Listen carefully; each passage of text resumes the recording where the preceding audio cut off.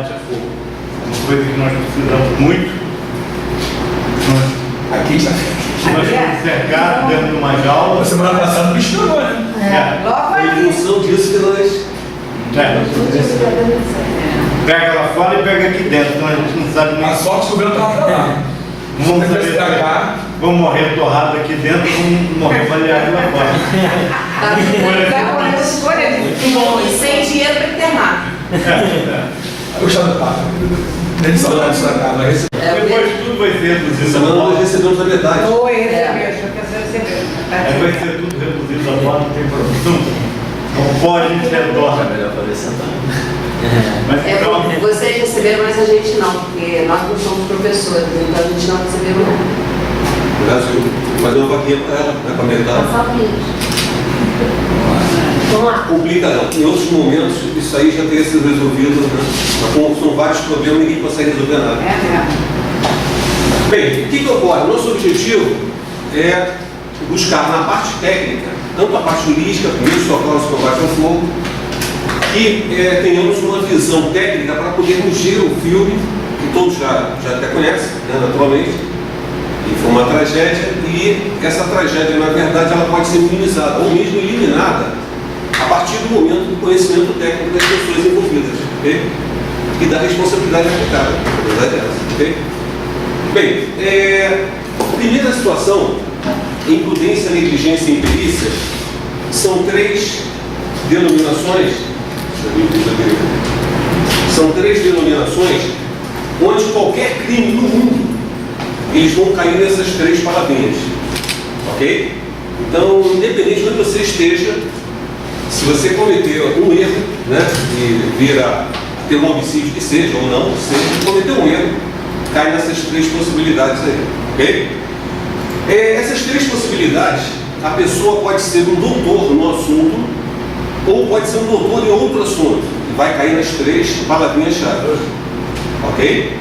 Ela pode ser uma pessoa leiga no assunto, né, mas mesmo assim ela vai cair do mesmo jeito nas mesmas três palavrinhas. Então essas palavrinhas são mágicas no mundo inteiro, em função da parte jurídica, envolvendo um erro, né, dentro da legislação local. Independente da legislação local, essas três palavrinhas sempre vão estar presentes. Só que elas só vão funcionar a partir do momento que atinja, na verdade, de cima para baixo.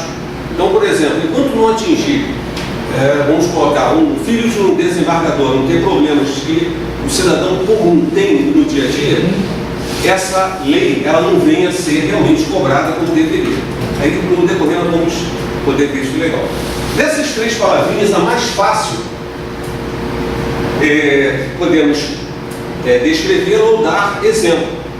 Para dar exemplo, é mais fácil, né? Seria imperícia. Aí eu queria a participação da galera em relação ao que vinha a ser, ou melhor, um exemplo de imperícia que você considere. Quem saberia? Vista grossa? O que seria? Vista grossa? Vista grossa? Não. Ó, depois desse primeiro trecho aí, todo mundo tem que conhecer isso aí para sempre e vai poder naturalmente perceber que, por exemplo, mesmo na televisão, delegados comentando, eles vão comentar erroneamente. Incrível, né? Advogados, repórteres, mas vocês vão ter condições de, na hora, saber se ele está errando ou não na colocação dessas palavras. A falta de seguir alguma regra? Falta de seguir alguma regra. Todos os três, na verdade, são quebras de regras locais, ok? Então, os três seriam quebras de regras. Imperícia, quem sabe dar um exemplo aí? No trânsito, o que seja. A falta de perícia ao efetuar algo, ao praticar uma ação. Por incrível que pareça, não tem nada a ver com a palavrinha direta perícia, ok? A imperícia, ela tem sua colocação exclusiva. Vou dar uns exemplos, e aí a gente vai matar sem problemas. Nós tivemos um determinado tempo atrás, um campeão mundial de Fórmula 1, Nelson Piquet, e ele perdeu a carteira de motorista em São Paulo. Então estava ele e a esposa dele no Detran de São Paulo tirando nova carteira. Por quê? Avançou sinais, alta velocidade, perderam. Então, em resumo, ele não podia dirigir e ser um campeão mundial de Fórmula 1. Inacreditável. Né? Ou seja, esse é o exemplo do doutor no assunto, né, também cometer esses erros. Ok? Naturalmente, se ele dirigisse, ele estaria cometendo imperícia, de cara a imperícia. Né? E depois nós vamos ver que ele poderia também estar cometendo a imprudência e a negligência ao mesmo tempo. Ok? Então, a imperícia, na verdade, vamos dar um outro exemplo. Nós temos vários alunos de medicina que começam a trabalhar, a estagiar, e de repente abandonam a faculdade 20 anos depois, né, são doutores no mercado e são descobertos que não se formaram. Né? Isso acontece em todo momento. A gente tem, né, nós temos visto esse detalhe em relação a um médico, por exemplo, que não se formou e está atuando. Ele cometeu, na verdade, a falsidade ideológica, ou seja, a imperícia. Ok? Então, o que ocorre? A imperícia está diretamente relacionada não a pessoa ter conhecimento, ser boa naquele assunto, mas sim ela não ter o documento legal, local, para exercer aquela função. Habilitação. Afirmativo. Então, a falta de habilitação leva mesmo um doutor, né, mesmo um Nelson Piquet, a cometer a imperícia, de não ter o documento próprio. Então, a imperícia está diretamente relacionada à falta de documento legal, apenas isso. Então, por exemplo, alguém que comprou a carteira de motorista, como um tempo atrás conseguisse facilmente. Se essa pessoa entrar na contramão, atropelar meia dúzia de pessoas, ela não comete imperícia. Mesmo ela não sabendo dirigir, porque ela tem um documento. O documento traz para ela a tranquilidade de não ser processada por imperícia. Vai ser processada por um dos outros dois itens lá. É aquele documento de Belasco. Na verdade, comprou e ganhou o trânsito. quando ela comprou, porque antigamente a gente comprava, né, a gente comprava em casa. E era legal a carteira. Ou seja, se a carteira é legal, ele não. Agora, se a carteira, na verdade, ela é falsificada, aí de cara é a falsidade ideológica. Mesmo a pessoa que ontem venceu a carteira e hoje está dirigindo, ela comete falsidade ideológica. Entendeu? Ela é experiente, ela é o que seja, mas ela comete imprudência por não ter a carteira atualizada. Ok? Bem, imprudência e negligência. A imprudência é mais fácil de se explicar no trânsito, por exemplo. Só que eu diria que dificilmente alguém aqui vai acertar o que é imprudência. Entenderam? Para ver como que é a situação. É simples, mas complexa de se chegar ao resultado. Quem é que saberia dizer o que é imprudência? De cara, é difícil de acertar. Saber que está errado e mesmo assim fazer. Saber que está errado e fazer, você pode cair nos três, na verdade. Ok? Se você está sem o documento, está dirigindo, você sabe que não pode estar com ele. Não? Causando danos, né? Oi? Causando danos, né? Para ser pego tem que, na verdade, ou entrar no blitz, né? Ou então cometer um crime, né? No ambiente de... Quem saberia explicar o que é imperícia? Tipo quando o cara Desculpa. Imprudência. É não saber fazer. Não saber. Aí entra a situação do doutor e do leigo. Independente se a pessoa é especialista na área ou em outra área, ou não é especialista, ela comete os crimes do mesmo jeito. Então não tem nada a ver com conhecimento. Seria fazer a ação sem se preocupar com os riscos? Cometer ação sem se preocupar com isso. Todos os três você na verdade se assume. É tudo ligado, porque aí não podemos É difícil, né? A pessoa que decifrar. No trânsito, por exemplo, o que vocês acham que seria uma imprudência no trânsito? O cara avançar o sinal. Avançar o sinal. Avançar o sinal não é imprudência, é negligência. Não velocidade Velocidade. num caso de chuva, coisa que vai no ligar de farol. Velocidade não é imprudência, é negligência. Não acender os faróis não é imprudência, é negligência. Poxa, Ultrapassagem errônea não é imprudência, é negligência. Preferência ao pedestre, tipo, você está na via, a via não tem sinal, então a preferência é do pedestre. Você avança, quer dizer, você segue e não dá preferência. Essa lei existe que ser cumprida. Mas de qualquer maneira também não é imprudência. Olha, quando eu falo algumas palavrinhas chaves, vocês nunca mais esquecem isso. Ok? Ninguém deu nenhum? Muito bem. A imprudência está diretamente relacionada a um ato involuntário. Então, o que ocorre? A pessoa ela comete aquele... Se a pessoa avançou um sinal, não é involuntário. Se ela está em alta velocidade, não é involuntário. Okay? Se ela está com o pneu careca e está chovendo, não é involuntário. Okay? Então, a pessoa comete... por exemplo, ela está dirigindo, alguém se joga na frente do carro. Ok? E aí, naturalmente, ela cometeu imprudência. Ela vai responder se ela matou a pessoa por homicídio culposo, né, por não ter culpa na situação, mas que ele matou e é responsável sobre a situação. Por exemplo, alguém está num prédio, aí encostou num vaso de planta, essa planta caiu e matou uma pessoa lá do 10º andar, matou uma pessoa. A pessoa encostou, né? Não tinha intenção nenhuma de encostar, muito menos de matar alguém. Ou seja, isso é imprudência também. Ah, eu pensei que era negligência. Não é. A negligência é o seguinte: se a pessoa pegar o vaso, mirar na cabeça de um e acertar a cabeça do outro, é negligência também. Se a pessoa pegar um vasinho, que seja, e jogar e matar alguém, é negligência. Ela assumiu matar alguém, não interessa quem. Entendeu? Agora, se encostou e caiu, aí... Mesmo que seja uma casa externa, se um sujeito está perto do vaso, cai um gato em cima dele. Em qualquer situação, Quem pode dar, seria imprudência naturalmente. Ele não fez nada. Então, mas a O gato pessoa... caiu em cima dele. Então, mas se ele matou uma pessoa, ele cometeu homicídio. De cara cometeu homicídio. Porém, ele vai responder por culpa, não por todo. O gato que foi o culpado.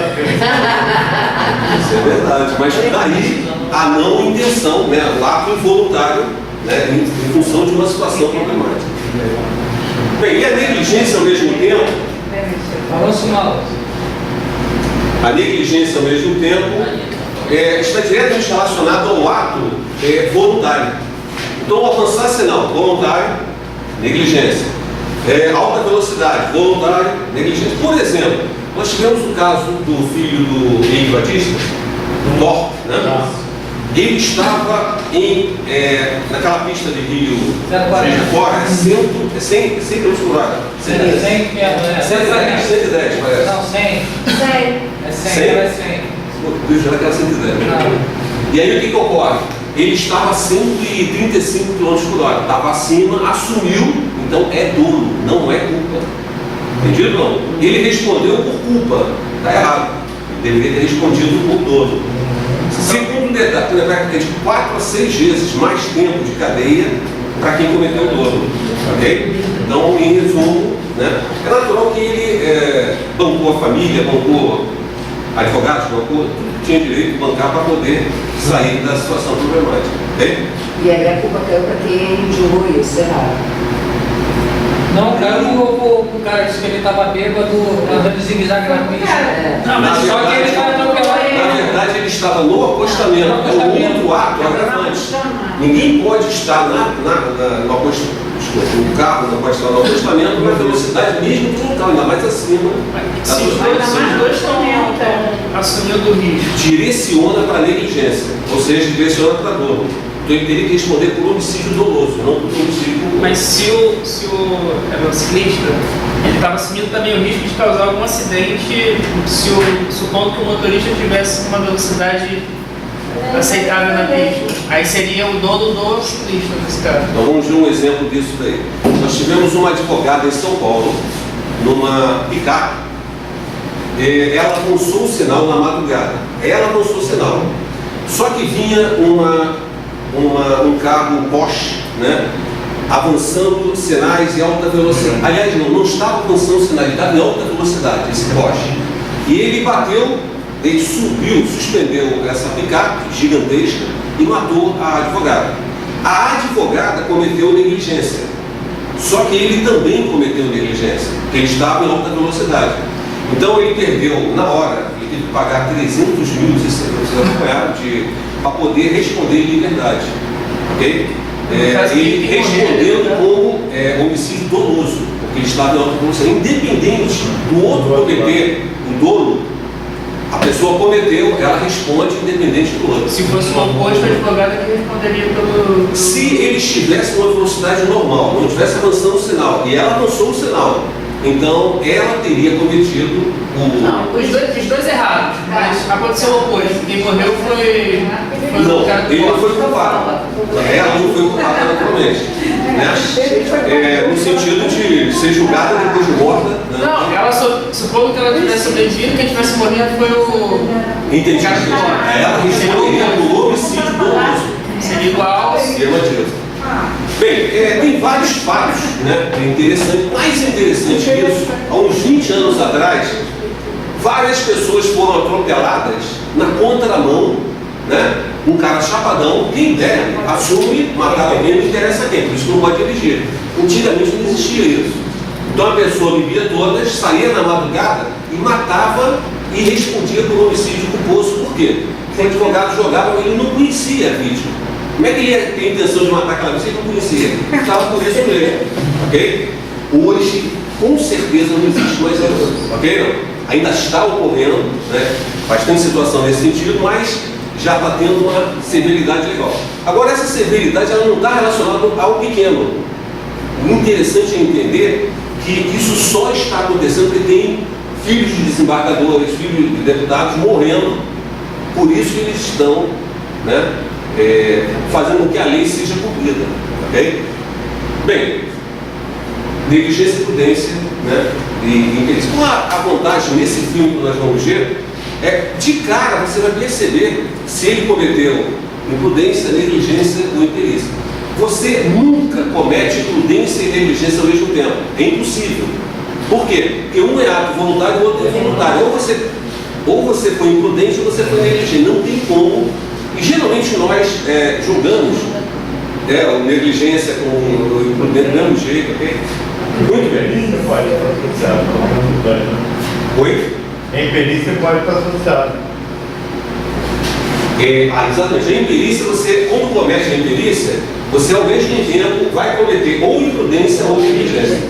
Agora, a negligência é única e a imprudência é única. Sendo que a imperícia você pode também ter cometido. Okay?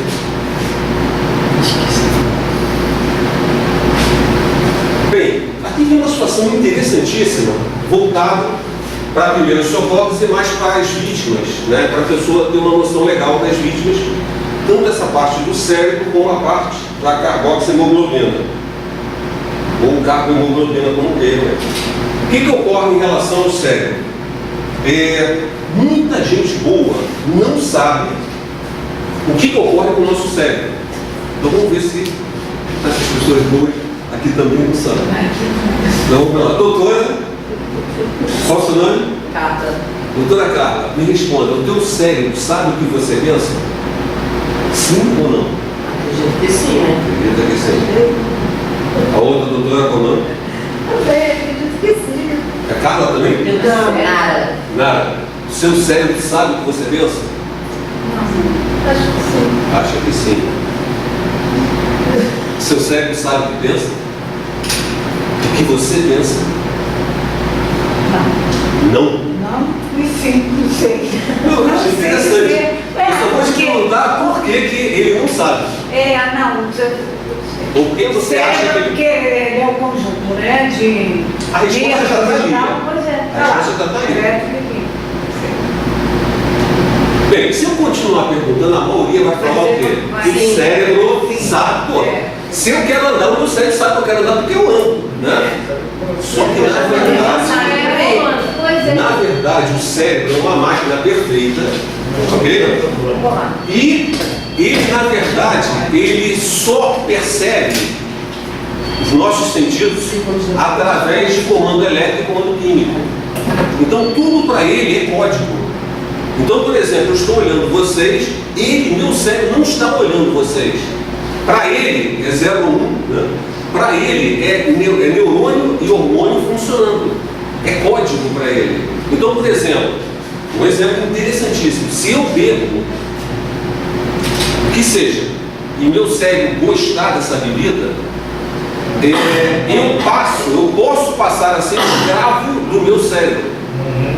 Ok? Não? Então, por exemplo, A pessoa que furta, né, um cleptomaníaco, ele furta, não precisa do que ele furta, e ele continua furtando, porque o cérebro dele percebeu que aquilo é muito bom, dá prazer a ele próprio, a própria pessoa, e aí passou que a exigir que ele volte a furtar. Eu gosto de maluco, mas é verdade. A pessoa que se droga, por exemplo, ninguém quer parar no meio da rua, né, como um cracudo, ninguém tem interesse, mas tem muita gente numa condição financeira muito boa e que acaba lá no meio deles. Teve até um caso aqui do morador do Jardim Botânico, né, que foi visto na televisão por colegas, e o cara é de uma classe legal pra caramba, e no entanto ele é cracudo lá em São Paulo. Foi jogado, morreu. Então o que ocorre? Morreu. Essa pessoa que na verdade se deixa levar por um erro, passa a ser escravo desse próprio. Todo mundo aqui já ouviu falar, né, que nós somos escravos dos nossos erros. Os nossos erros, eles são repetitivos. Mesmo a gente, a gente consegue, por exemplo, segurar um mês sem comer chocolate. Legal, né? Mas se você tiver o propósito de não comer chocolate, tu vai tropeçar em barra de chocolate, vai tropeçar em caixa de bombom, ok? Por quê? O teu cérebro, na verdade, vai exigir que você coma o seu chocolate, ok? Então, na verdade, a pessoa forte é aquela pessoa que ela luta interiormente, é aquela pessoa que domina o próprio cérebro. Por um outro lado, uma situação interessante, se o nosso cérebro soubesse o que nós pensamos, nós íamos ser escravo dele. Seria a situação onde nós temos o livre-arbítrio. O que significa o livre-arbítrio? Você domina o teu cérebro. Entenderam isso? Não é simplesmente você fazer o que você quer fazer. É você dominar o teu próprio cérebro. Quem manda é você, não é o teu cérebro. Só que o teu cérebro, viciado, faz você ser escravo dele. Todo mundo aqui já deve ter percebido que em cima de um erro, o sentimento de escravidão é muito maluco. A pessoa se sente um escravo daquele erro extraordinariamente. Ok? Bem, então o cérebro somente identifica códigos, tudo para ele é código. E é interessantíssimo isso. É muito interessante. Por exemplo, segundo consta, o nosso cérebro ele grava a 360 graus. Então, por exemplo, você tem um CD, um DVD, um pendrive, o que seja, o homem só consegue gravar na superfície. O nosso cérebro, ele grava a 360 graus. Então, segundo consta, o nosso cérebro, mesmo tendo a limitação da carcaça craniana, ele, na verdade, segundo os cientistas, ele grava infinitamente. Olha, como gravar infinitamente algo que é limitado, né? Delimitado pela carcaça craniana. Ok? Muito interessante. Okay? Bota alguns trilhões de telas no teu cérebro aí, você vai imaginar o que é o cérebro humano. Tudo aquilo que a gente estuda, né? Até as aulas, né? Ferrinho, daí por diante, tudo aquilo fica gravado. A gente só não sabe onde é que está. E se nós não tivermos domínio sobre o que está sendo ministrado, se nós não tivermos um acompanhamento, nós nunca vamos saber onde está e nós malucos. O nosso cérebro fica embaçado e a gente nós não vamos conseguir nunca resolver algo que é muito simples. Né? Bem, carboxihemoglobina. Tem uma situação muitíssimo interessante também, que seria o seguinte. Aí tem mais lá embaixo que é o final, que é a parte de combate ao fogo. Mas vou dar uma ideia, depois se der tempo a gente busca. O que ocorre em relação à combustão? Nós temos 4 tipos de combustões. Ele está lá embaixo, mas só para entender esse item da carboxihemoglobina. Nós temos uma combustão chamada lenta, que você tem uma barra de ferro, uma barra de aço, e essa barra de aço ela é esquentada, ação do sol, maçarico, que seja, e as moléculas se separam. Quando as moléculas se separam, o oxigênio é convidado a entrar. E aí ele adentra entre as moléculas e forma o quê? O óxido de ferro, que é a ferrugem. Então essa barra de ferro, essa barra de aço inox permanecendo a condição, ela vai subir daquele local. Entendido? Ou seja, ela vai se transformar em óxido de ferro. Ou seja, em função das moléculas se separando pela velocidade, Então, o que é combustão? Combustão é a velocidade com que o componente natural, que é o oxigênio, adentra as moléculas do elemento combustível, desintegrando esse combustível. E de acordo com a velocidade, por exemplo, nessa combustão lenta, nunca vamos ter fogo. Tudo na vida está sendo desintegrado, inclusive nós, 24 horas por dia. Entendido? Por exemplo, você tem a putrefação, né? Você tem um rato morto, por exemplo. Se você pegar esse rato, por exemplo, colocar dentro de uma embalagem a vácuo, vazia, você desidratar esse rato, colocá-lo lá dentro, fechar hermeticamente, né? Retirando o oxigênio. Se aquela embalagem durar 1 milhão de anos, aquele rato vai durar 1 milhão de anos. Entendido? Desidratado, sem a possibilidade do oxigênio agir. Então, o que na verdade faz, né, seria a sequência normal da vida, é o próprio oxigênio. Então, o oxigênio, 21% na atmosfera, 78% de nitrogênio, né, 1% de outros gases. Esse oxigênio é o chamado componente natural. Uma situação que os próprios oficiais de corpo de bombeiros, né, no setorismo e tal, eles errariam. Se você perguntar para ele se sem oxigênio existe fogo, ele vai dizer que não, é impossível. E na verdade o oxigênio não é o único componente. Então, os componentes do semi-ambiente, que é natural como é ambiente natural. O ambiente natural sempre vai ter oxigênio, depende do oxigênio. Mas em ambiente de laboratório, você sem o oxigênio, você, por exemplo, um cloro, gás cloro, ele também é um componente. Então você vai ter um fogo de cloro, ou seja, sem o oxigênio. Ok? Aí entra uma situação interessantíssima, aqueles compostos halogenados, não sei se vocês se lembram, o extintor de halon, que foi proibido, ele é 200 vezes mais reagente com o O3, com a camada de ozônio, então ele sobe a camada, faz um buraco, aí entra o raio do sol, o ultravioleta, entra o infravermelho, e naturalmente vai aquecer a Terra. E aquela nuvem, a camada de ozônio, que é extremamente acima da Lua, que vai já ver uma temporal lá embaixo, o céu extremamente azulão, né? Seria o ozônio, e ele abrindo o rombo, ele é 200 vezes mais reagente que qualquer outra coisa, ou seja, os compostos halogenados, ele faz rombos e aí entra o raio solar, né? E esse raio solar entra o infra, que é muito legal, e o ultravioleta, que é extremamente problemático. Okay? E aí foi proibido no mundo inteiro. Mas são os extintores de halon mais eficientes que existem, os mais baratos. Ok? E aí só são usados, na verdade, em determinados locais. Né? Tipo na medicina, na aeronáutica, exército, marinha. Aí é utilizado os extintores de halon que são extraordinários. Okay? Bem, voltando então à combustão, então tem a combustão lenta, né, que tudo está sendo desintegrado 24 horas por dia. Na sequência, você teria a combustão simples, que seria um simples acender de um fósforo e um incêndio. Então, por exemplo, você tem um prédio em chamas e você tem um fósforo aceso, uma vela. A velocidade que o oxigênio entra no pavio da vela e mantém aquela vela acesa é a mesma velocidade que ele entra num incêndio, num galpão de tintas.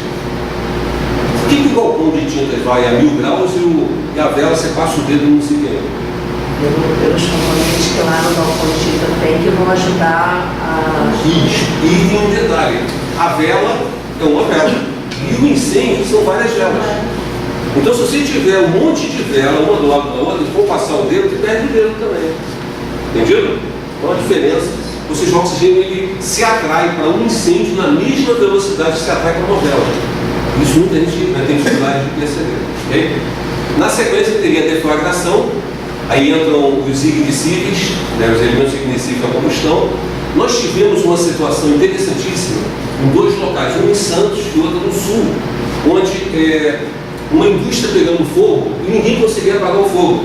Aí fomos chamar especialistas nos Estados Unidos, só que aquele material são chamados ignicíveis na combustão.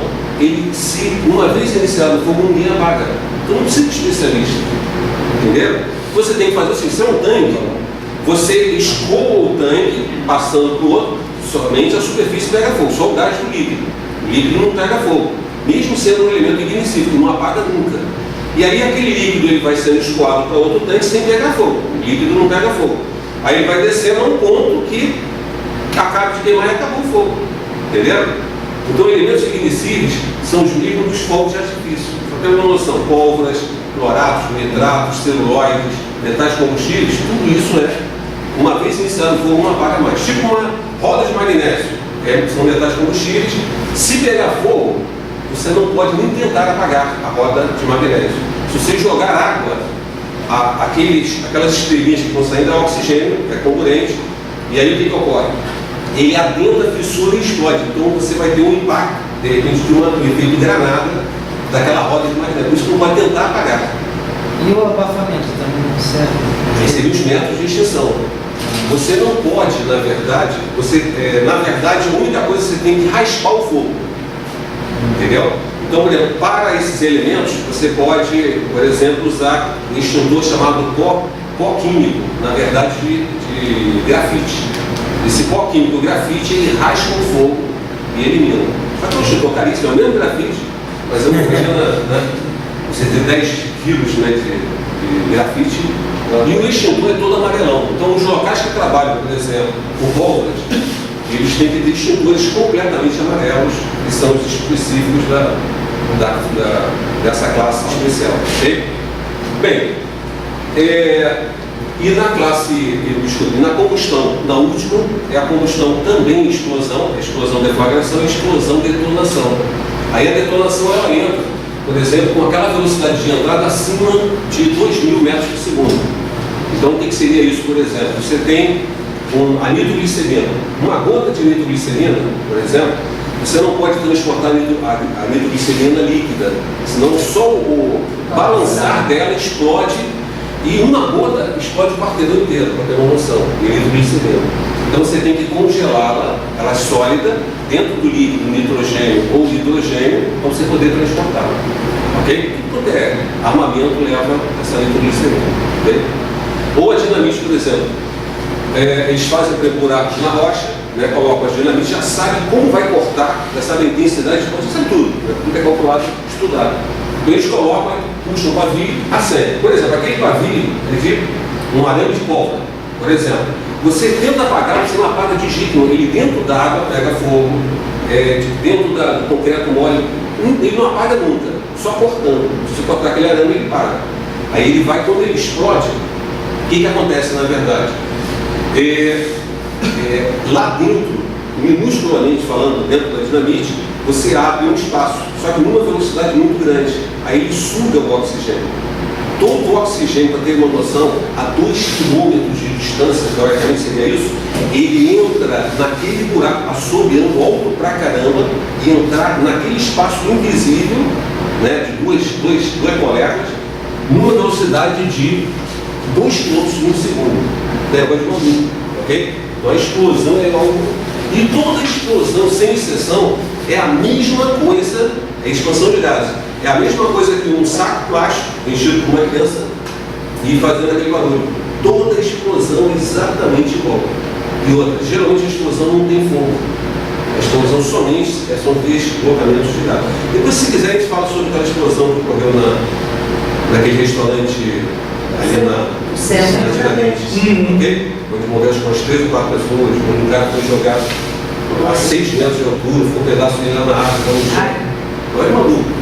Ou de São Cristóvão.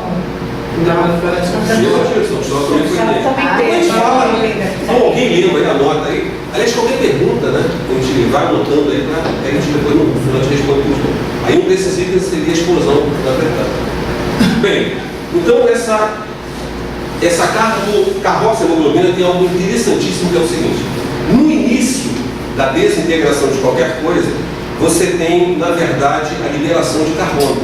Praticamente tudo tem carbono. Então a liberação do carbono que reage com o oxigênio que está no local, 21% inicialmente, você tem o quê? Você tem o CO2. Então o CO2, ele na verdade é a junção, seria a junção do carbono com o oxigênio. Aí no caso seriam 2 de oxigênio, formando na verdade o CO2. Esse CO2, ele é um gás, por exemplo, asfixiante. Ele não é um gás tóxico. Então o CO2 ele tem a cor branco, e ele é, na verdade, ele é asfixiante. Ok? Então, o que ocorre? No início de um incêndio, o que aparece primeiro é o gás branco, é exatamente o CO2, que começa a desintegrar, reage com o oxigênio e vai sair aquela fumaça de cor branca. Só que nós não respiramos. E nós estamos com a nossa condição física extraordinária e a gente foge. Então esse gás aqui, dificilmente ele vai matar, a não ser que a pessoa fique presa. Ficou presa e complica, legal, ok? É o caso de vários locais aí, onde tinha muita gente para sair, não conseguiam sair e morreram. Até porque o branco vira preto rápido, né? Oi? O branco vira preto O que rápido. acontece?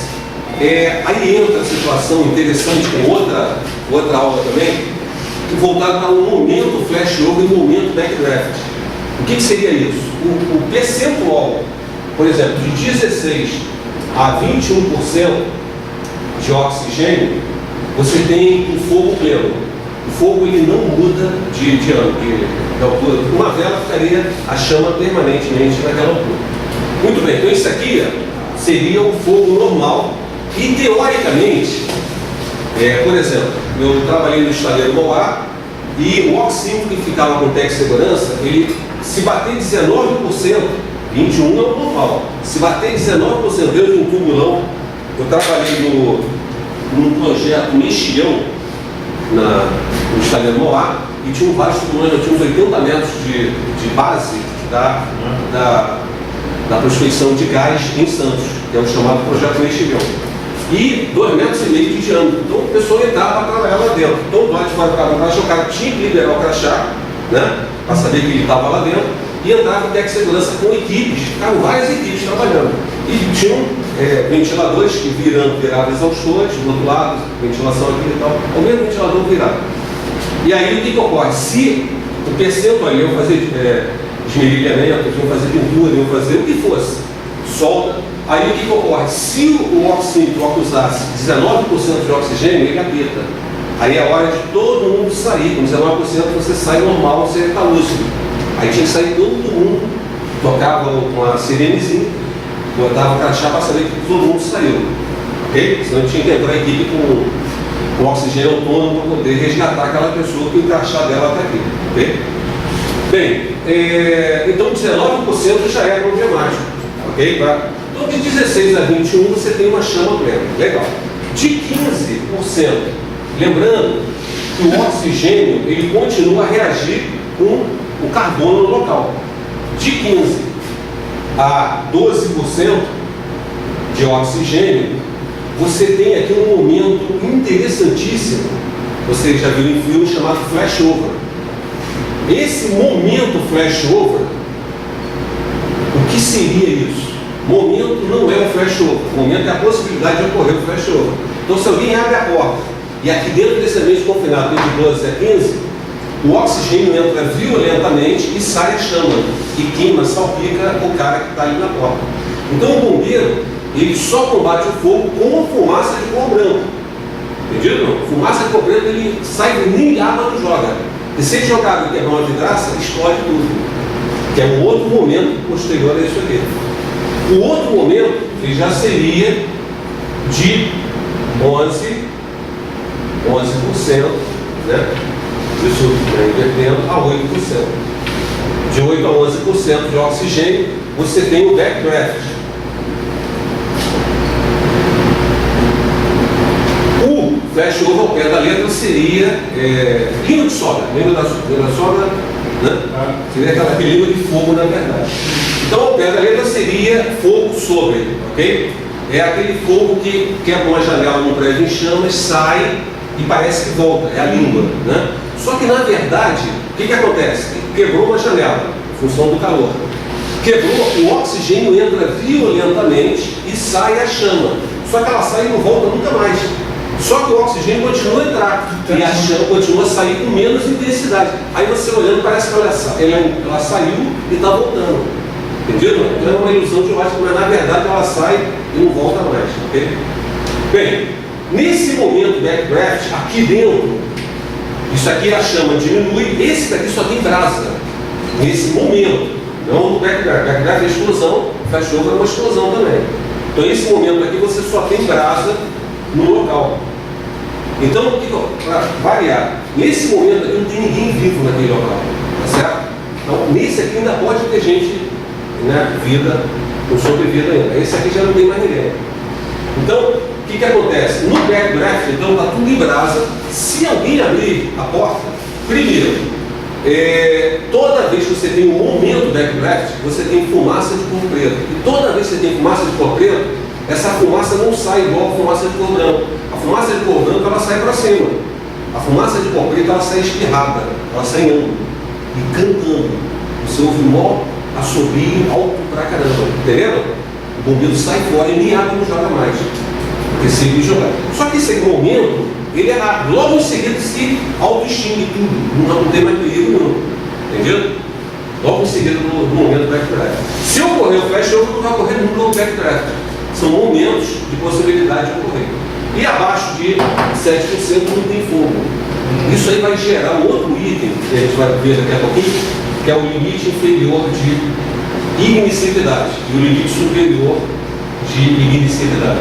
O bombeiro pode ir embora no momento do backdraft? Não, porque ele tem que fazer o rescaldo. Ok? Fica tudo em brasa e depois a brasa apaga. Apaga entre aspas. Né? Aí entrou oxigênio, tudo ressuscita ali, volta aquele fogaréu. Então ele não joga água, ele não tenta nem entrar de jeito nenhum.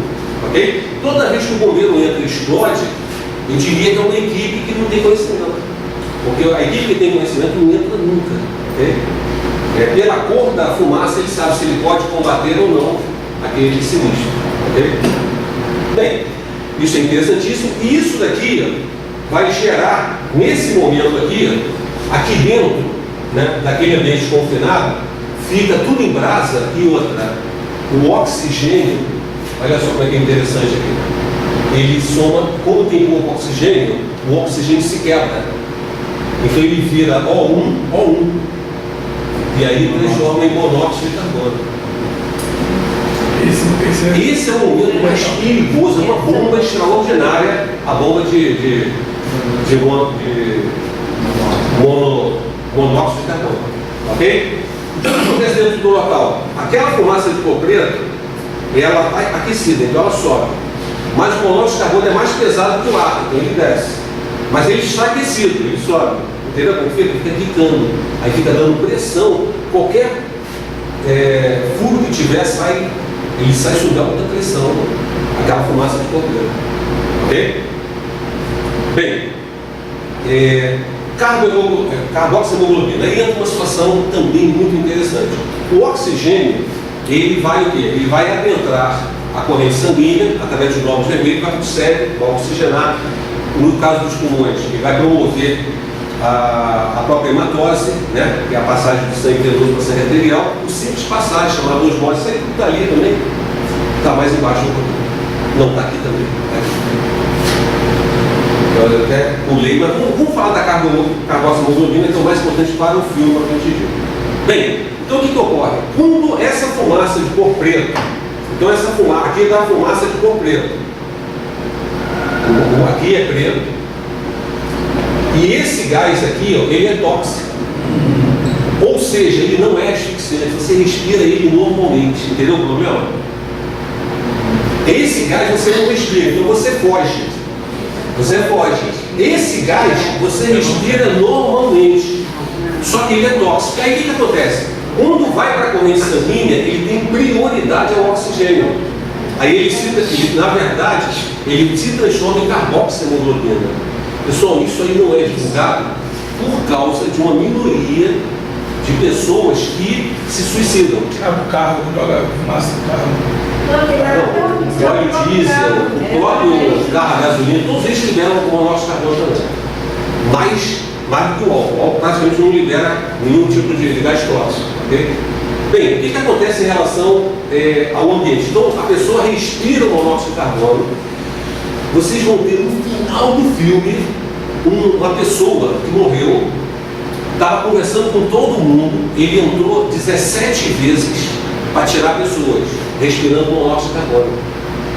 Aí ele pegou e deu a óbito em função. Lá naquela boate também, muitos que Tem ficaram noção, salvando as Para pessoas. começar, no mundo inteiro, chegou o bombeiro, é proibido o leigo se meter, nem pegar machadinha para tentar ajudar, não pode, é proibido. Então aquilo ali foi um monte de erros ali. O leigo ele não pode entrar onde o profissional chega. Ali nem polícia, teoricamente, só o bombeiro pode entrar e fazer a coisa acontecer, porque ninguém tem conhecimento, que não eles. Okay? Bem, então essa carboxiemoglobina, ela, na verdade, vai para a corrente sanguínea, olha o que ocorre. Vai para a corrente sanguínea, vai para o cérebro, anestesia e mata o cérebro. O interessante, né, para não dizer outra coisa, a pessoa, na verdade, respira normalmente, o coração bate normalzinho, tudo normal. A cor da pele é normal e a pessoa já está morta. Vocês lembram da neta do Portinari, que veio a óbito tomando banho numa banheira com gás, escapou, monóxido de carbono mais pesado, ela respirou e veio a óbito. Alguém acompanhou isso aí? Não? Vocês jogam neta do Portinari. Ela morreu com carboxiemoglobina. Outra situação, teve várias situações, teve um casal em Niterói, uma semana antes, né, do casamento deles, eles foram para a garagem lacrada. Aí ligaram o carro, ligaram o ar-condicionado. O que aconteceu? O monóxido de carbono e o ar-condicionado sugou. Esse gás de monóxido de carbono, ele promove, por exemplo, a pessoa assim, cortar o braço, ela não sente dor. Entenderam isso? Então a pessoa não sente dor nenhuma. Por isso é chamado morte feliz. Por isso não é divulgado. Entenderam? Porque aí a pessoa suicida, ela vai querer ter uma morte feliz, não vai querer se jogar na ponte. Entendeu? É complicado, mas é uma realidade que todos têm que conhecer para não morrer numa situação dessa daí, né? E poder minimizar os problemas. E se essa morte por gás de banheiro, assim, gás de... Isso aí, o que acontece? Teve duas meninas numa parte hotel, netas de italiano, sei lá, elas tomando banho, o exaustor parou de funcionar, o monóxido de carbono desceu, as duas crianças estavam respirando normalmente. Aí o padrasto chegou, só que elas estavam mortas, tentou acordá-la e não conseguiu. Elas já estavam mortas e estavam como se estivessem dormindo. Não existe nenhum indicativo assim que a gente possa... Que até foi proibido. Esses aquecedores foram proibidos. Na verdade, na minha casa sempre teve esse aquecedor. Não é proibido, não. É proibido, Não, por exemplo, agora os atuais, eles não são mais... Porque antigamente eles apagavam, realmente. Entendi. Mas agora não, agora eles têm uma proteção. Entendi. Mas justamente não acontecia. Mesmo assim, se o exaustor estiver ruim, por exemplo, no meu prédio, por exemplo, você tem uma ventilação permanente, normal, né? No caso seria uma chaminézinha, tranquilo. Mas em prédios, tem um banheiro e fica no meio do prédio. Aí é só através de exaustão. Então é loucura, pô. Porque para queimar o exaustor, basta ele estar ligado. Verdade é essa. Né? Então queimou, você não sabe. E aí você começa a tomar banho, você começa a se sentir muito bem e já está morrendo, e não sabe o que está morrendo. Mas por norma agora os aquecedores por norma agora não é agora. Olha só, para ter uma noção, eu trabalhei na companhia de gás, na SEG, na DIP, na Figueira de Mel, e eu fazia inspeções. Tinham 4 meninas lá que eram as técnicas, eu era estagiário. E eu fazia aprovação da exigência em projetos de gás. E nós fazíamos vistorias. Até em Campo Grande, Santa Cruz, nunca ia ter gás, entre aspas, né? Fazia-se e exigia-se que deixasse a cada 1,5 metro mostrando a tubulação até chegar numa central de gás, né, de botijão, até chegar o gás de rua. Basicamente é isso. E, em resumo, a báscula ela tem que ficar fixa, obrigatório. Pertence ao pós-CIP também, o Código de Segurança do Desempenho, tem que estar permanentemente. Muita gente sente frio, né? Porque o frio tal quebra e fecha. É uma loucura. E outra porta, ela tem que ter uma certa altura, uns 5 centímetros, ou ter uma grelha, né? Para poder ventilar e sair pela porta. E tem que ser cruzado. Se não for cruzado, não adianta. Se só tiver a parte de baixo e não tiver a janela abaixo fixa, se tiver aberto, tudo bem, mas se ela não estiver fixa, naturalmente não vai se Os aquecedores ficam na lavanderia e as lavanderias têm que passar por essa norma toda. Com certeza. Quando fizeram a mudança de gás, aproveitaram para fazer essa vistoria de prédios. Bem, dito isso, mesmo, cianose, vocês devem ter noção de cianose, né? A cianose é aquela roxidão no lado, unhas, dedos. Qualquer pessoa que venha a cair no chão, faltou oxigênio no cérebro, teu cérebro dobra pelo joelho, te bota na horizontal para ele receber o oxigênio com mais facilidade, entendeu? A sacanagem está caindo no chão. Você vai pegar depois do almoço, quando você levanta, você fica meio zonzo. É o teu cérebro querendo te colocar na horizontal para ele trabalhar. Isso acontece muito com asmático? Com? Asmático. Asmático. Eu diria que pode até perceber mais, né? O asmático, eu também fui, eu tinha um risco como criança e tal, mas eu diria que qualquer um, né? Está propenso a isso. Basta você achar que pegar uma caneta. O cérebro, na hora do almoço, está preocupado com a digestão. E quem manda no corpo é ele. No corpo, não na tua mente. E aí o que ocorre? Ele está preocupado com a digestão. Se você se movimentar bruscamente, você pode ter. E daquele artista que morreu na Nação de Novela aí? O Montrier. O Montrier. Ele, na verdade, acabou de almoçar e mergulhou. O que acontece? O cérebro está preocupado com a digestão e o cara querendo se movimentar. O cérebro apaga a pessoa. Mesmo a pessoa sendo especialista em natação, ela apaga. Ela apaga tudo. Por quê? Porque quem entra no corpo, então você tem que respeitar. Por exemplo, os pais antigamente falavam, né? Ó, depois de almoçar não toma banho. E é uma verdade extraordinária. Ok? Então acabou de almoçar, vai dormir. É melhor, já fica no hospital. Dormir é mais interessante que você, na verdade, se repouse e deixa o teu cérebro trabalhar a digestão. Eu aceito essa opinião.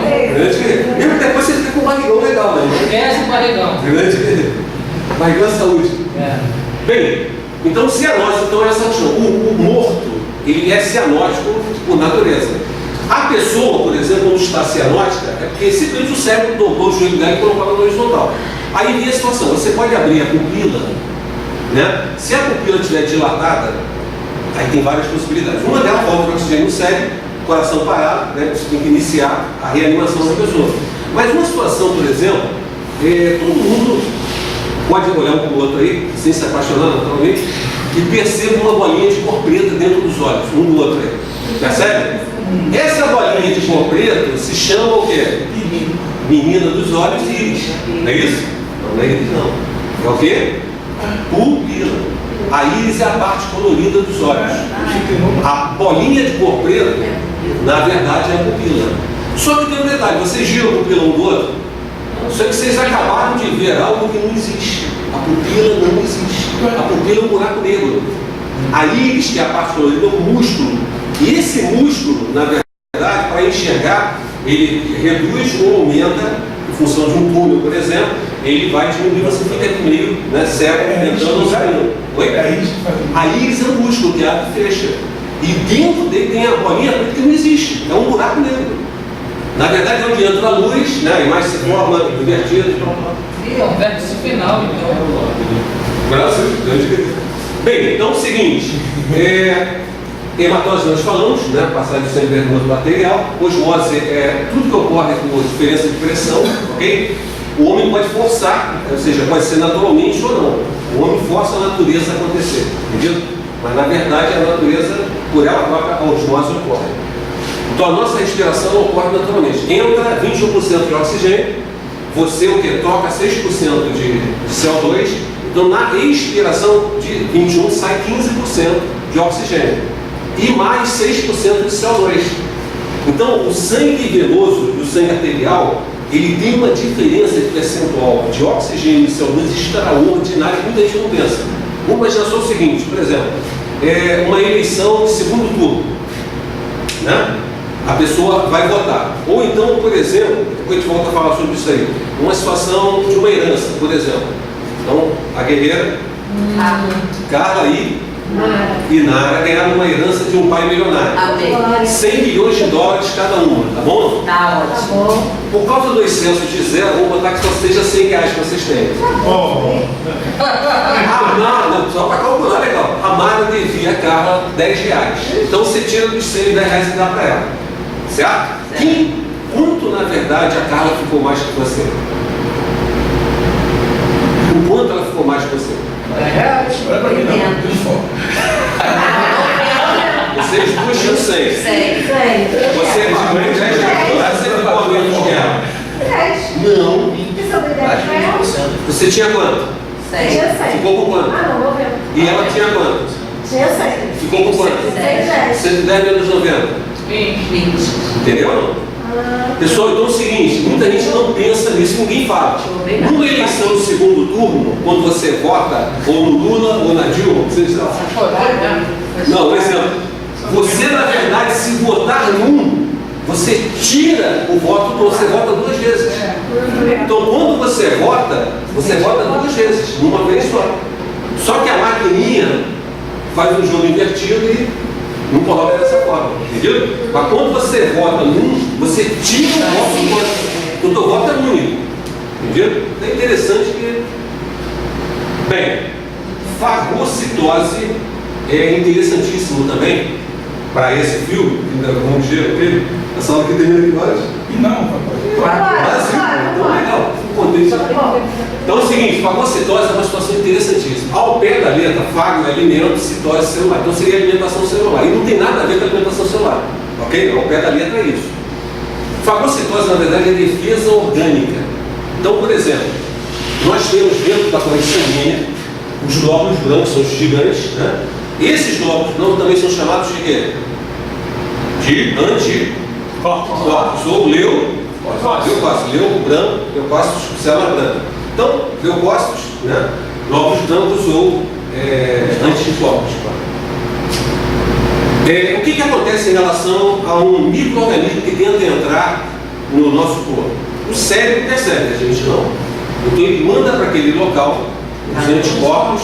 Se aqueles anticorpos, aqueles inimigos, já foram detectados pelo cérebro, no princípio da vacina, ele manda os anticorpos exatamente que vão combater aqueles vírus ou aquela bactéria do terceiro.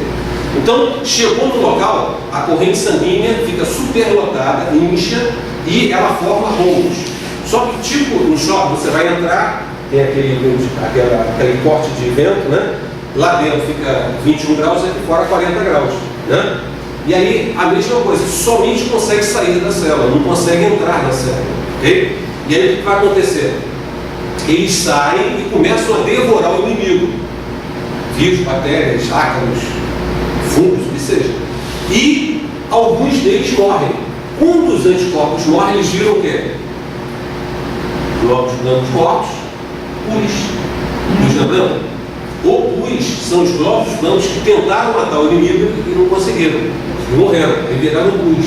Então, todo local onde estiver inflamado, estiver inchado, tiver com pus, ali tem um combate extraordinário do cérebro contra inimigos. Ok? Só que tem uma curiosidade extraordinária. Fagocitose ocorre por dia mais de 10 mil vezes. Mais de 10 mil vezes por dia. Negócio de adulto. 10 mil vezes por dia. Estatisticamente é impossível alguma coisa ocorrer 10 mil vezes e não ter a fatalidade, entendeu?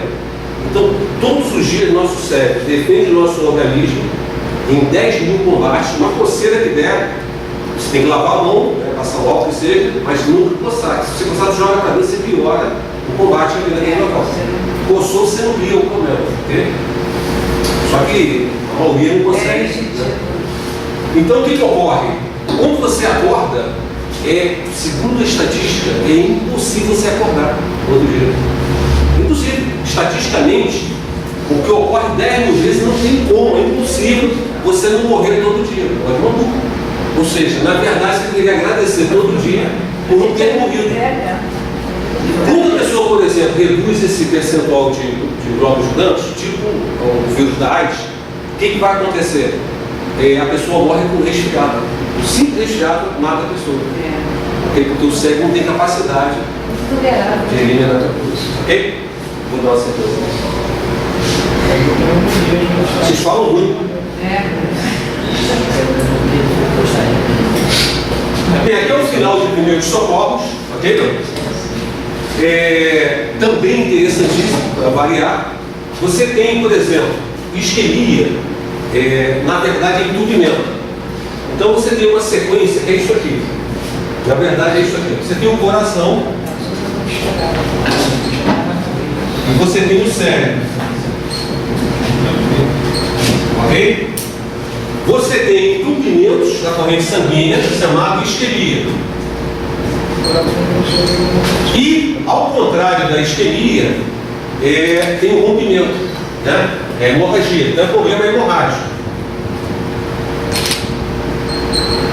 Problemas hemorrágicos, ok? Bem, a isquemia, ela tem dois tipos de entupimento, um chamado trombo e o outro chamado êmbolo. O trombo dá origem a uma doença chamada o quê? Trombose.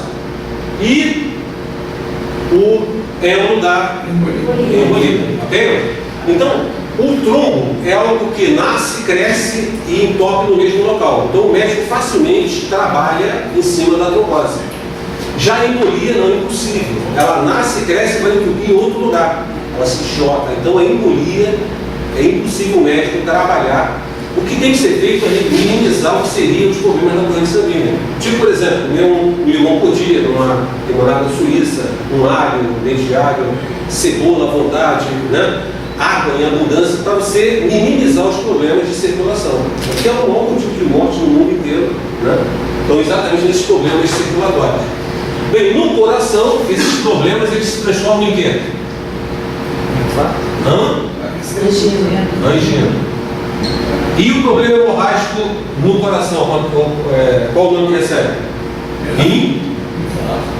Infarto. Aqui é infarto, infarter, infartor ou infartor. Okay? Temos 4 possibilidades aí.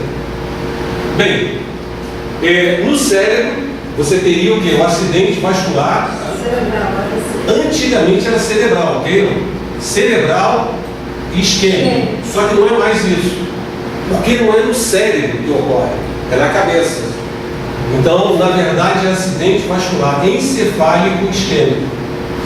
E no infarto, no cérebro, ocorre o quê? Ocorrido, um acidente vascular cerebral e hemorrágico, e agora se chama acidente vascular encefálico hemorrágico. Porque não é no cérebro, é na carcaça craniana. Bem, essa angina, para ter uma noção, ela dura no máximo 4 minutos. Então, por exemplo, no máximo, em 4 minutos, se não desentupir, explode a vaso sanguíneo. Entendido?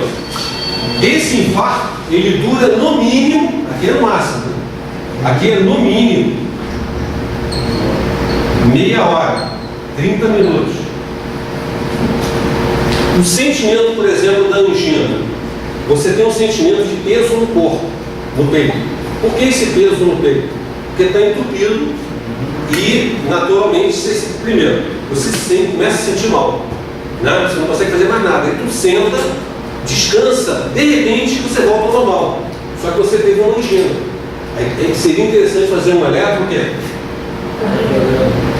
Um eletro. Cardio. Se fosse no cérebro, faria o quê? O eletro em não é o quê? Não é um eletro cerebral, ok? É um eletro encéfalo por causa da carcaça craniana.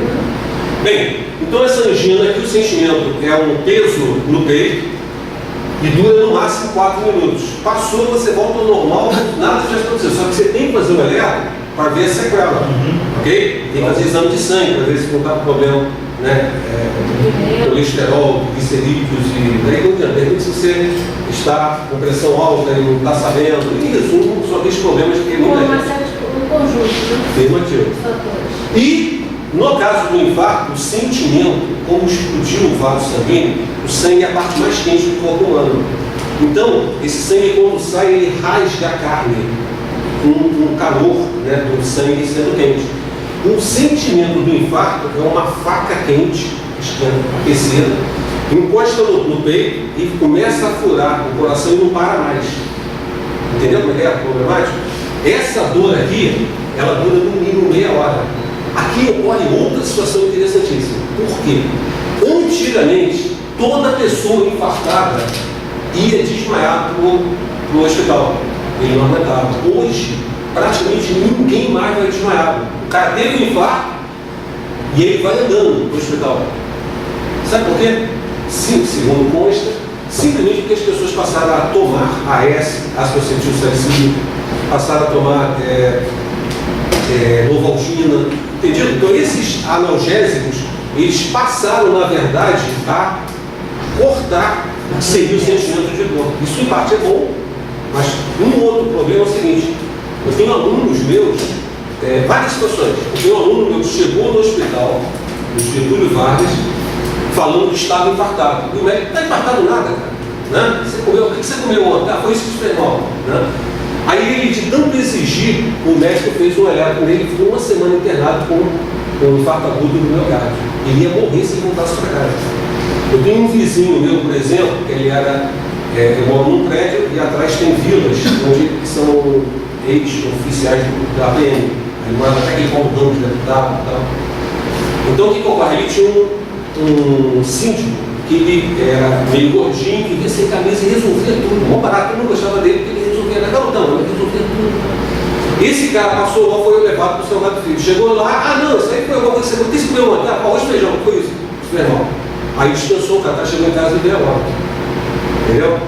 Qual o problema? O grande problema é o seguinte: é que a pessoa, na verdade, que infarta, mesmo que tenha uma angina, se ela não eliminar o que seriam os maus hábitos alimentares, ela vai entrar em óbito tranquilamente. Porque ela não, por exemplo, no trombo, o trombo ele pode ocorrer no cérebro e mata também o cara, porque você esmaga os neurônios e vem a óbito. Naquele local morre e você fica de repente cego, né, paraplégico, ou seja, o fisioterapia depois volta, mas em resumo, um simples trombo já mata. Um trombo no coração, ele é facilmente identificado e praticamente não mata ninguém. O entupimento não mata. A mesma coisa com a embolia. No coração mata, na criança a sequência seria um infarto, e no cérebro ele já traz um problema seríssimo, né, que seria o esmagamento dos neurônios. Okay? Então no cérebro tudo é mais problemático. Né? Tipo o irmão do Leonardo, ele na verdade ele tinha o quê? Ele tinha o entupimento, ele tinha uma isquemia no cérebro, em função do agrotóxico lá do tomate, lá que ele plantava. Isso. E já o infarto não. O acidente vascular encefálico, por exemplo, tipo aquele técnico do Vasco, né, que foi a primeira legião, né, vendo? Ele realmente teve eles chamavam de AVC, mas na verdade é um acidente vascular encefálico. Por que eles dizem que tossiu é melhor? Muito. Se você estiver infartando, como é que você sabe que está infartando? Você primeiro sente o peso no peito. Você não consegue fazer mais nada. Então você está dirigindo. Você começa a tossir. Você esmaga o seu coração e faz vasoconstricção. E aí você consegue parar o carro e não vira óbito. Então, quando você sentir uma dor no peito, você começa a tossir mesmo que não esteja com vontade. Não precisa vontade de mão. Tirar a motoreta da mão, você tosse em cima do vidro, próximo até você conseguir estacionar o carro. Eu tenho até um colega que veio óbito ali no Mer também, bateu com o carro e veio a óbito. Ele foi infartado. Ele foi no enterro de um amigo, no sábado de manhã, na volta ele infartou e morreu. E novo, o cara não tinha nem 35 anos. Um amigo meu se salvou. Tossindo. Bem, de qualquer maneira, a pessoa, se ela vem fazendo exames, né, o sangue, a corrente sanguínea fala tudo. Você faz um exame pormenorizado, você tem isso, tem pressão, você é diabético, você tem que cuidar, senão você vai embora. Você não tem dúvida. Teoricamente, ninguém vai antes da hora, mas não sei. Mais uns 50, 100 anos aí, pô, legal, mas impossíveis, né, prever. Então aqui só contou, né, dar sequência aqui em relação ao que seria a parte hemorrágica. Então isso aqui é só uma sequência normal de problemas normais que são chamados doenças ocupacionais, que na verdade isso aqui não acontece, por exemplo, num incêndio, ok? Isso é agravado. A pessoa já tem problemas, ela é diabética, ela vai acelerar a morte dela com certeza absoluta. Okay? Bem, reanimação cardiorrespiratória e reanimação cardiopulmonar é a mesma coisa. Nos cartelões faz na prática, as alunas fazem das alunos, os alunos fazem uma é interessante, eles aprendem a trabalhar, que seria a manobra de Highland, é muito interessante. Essa manobra é ótima para criança, né? Pra gente. Exatamente. Muita gente bate nas costas, o efeito parece ser o mesmo, né? Quase que danifica. Porque a criança é tudo cartilagem, né? Não é memória. Mas a manobra é para a mãe, a ponta dos dedos, exatamente no diafragma, é extraordinário. Bem, esse AMBU, naturalmente, para uma equipe de socorrista, por exemplo, é aquela máscara tipo nebulização, nariz e boca, e aquela bola, aquela bexiga, que você desmaia e o ar entra forçado. Isso aqui funciona muito bem pelo seguinte, tem mais uma situação interessante, que é o seguinte.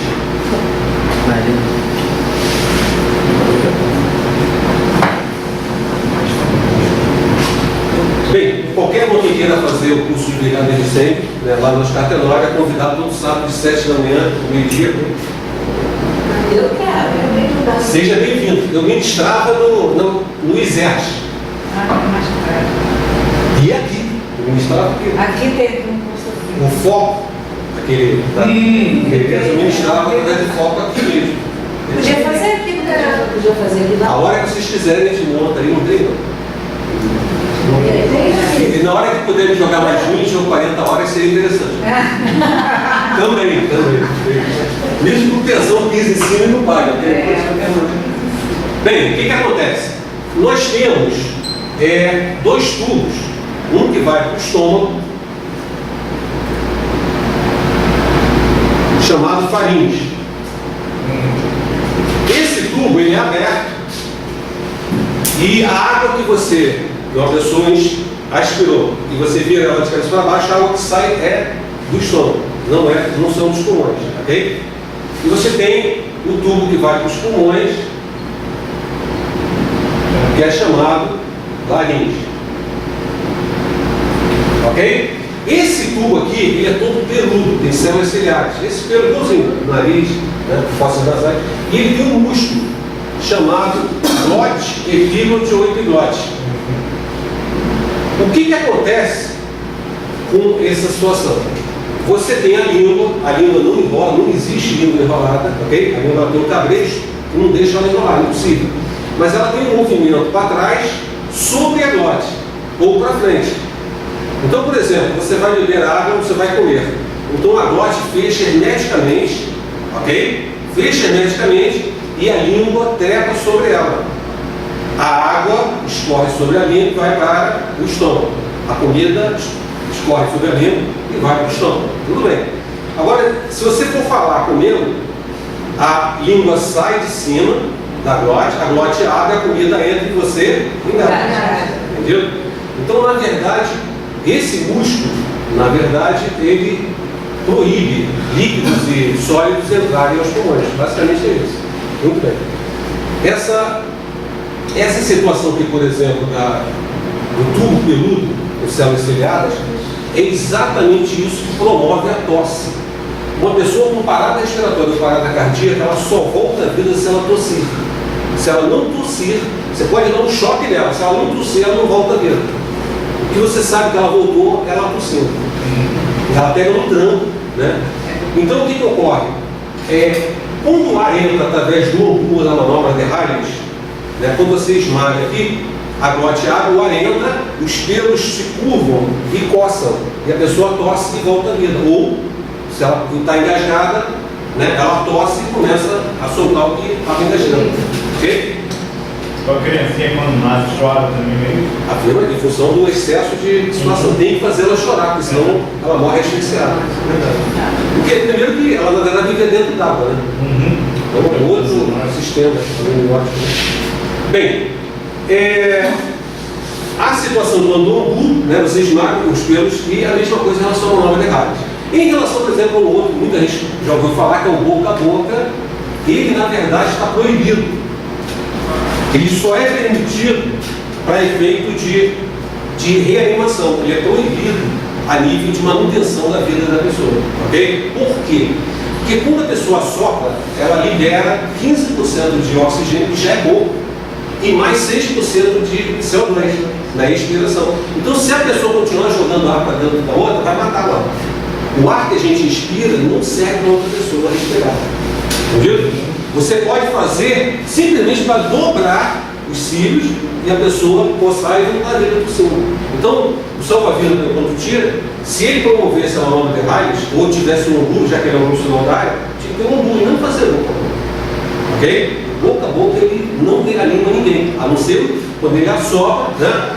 Ele bota na testa, fecha o nariz para não escoar sobre ele, e aí ele assopra. Assoprou, naturalmente, os pelos se curvam, coça, e a sua tosse volta dele. Mas podemos usar o umbu é mais higiênico.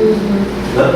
Tem uma situação que muita gente não fala, é o seguinte: uma criança quando assopra no bolo de aniversário, todo mundo vê que ela assopra cuspindo. Né? Aí, pessoal, quero essa máquina que já está batizada.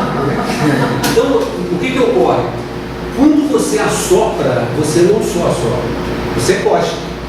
E tem um detalhe que muita gente pode fazer isso em casa.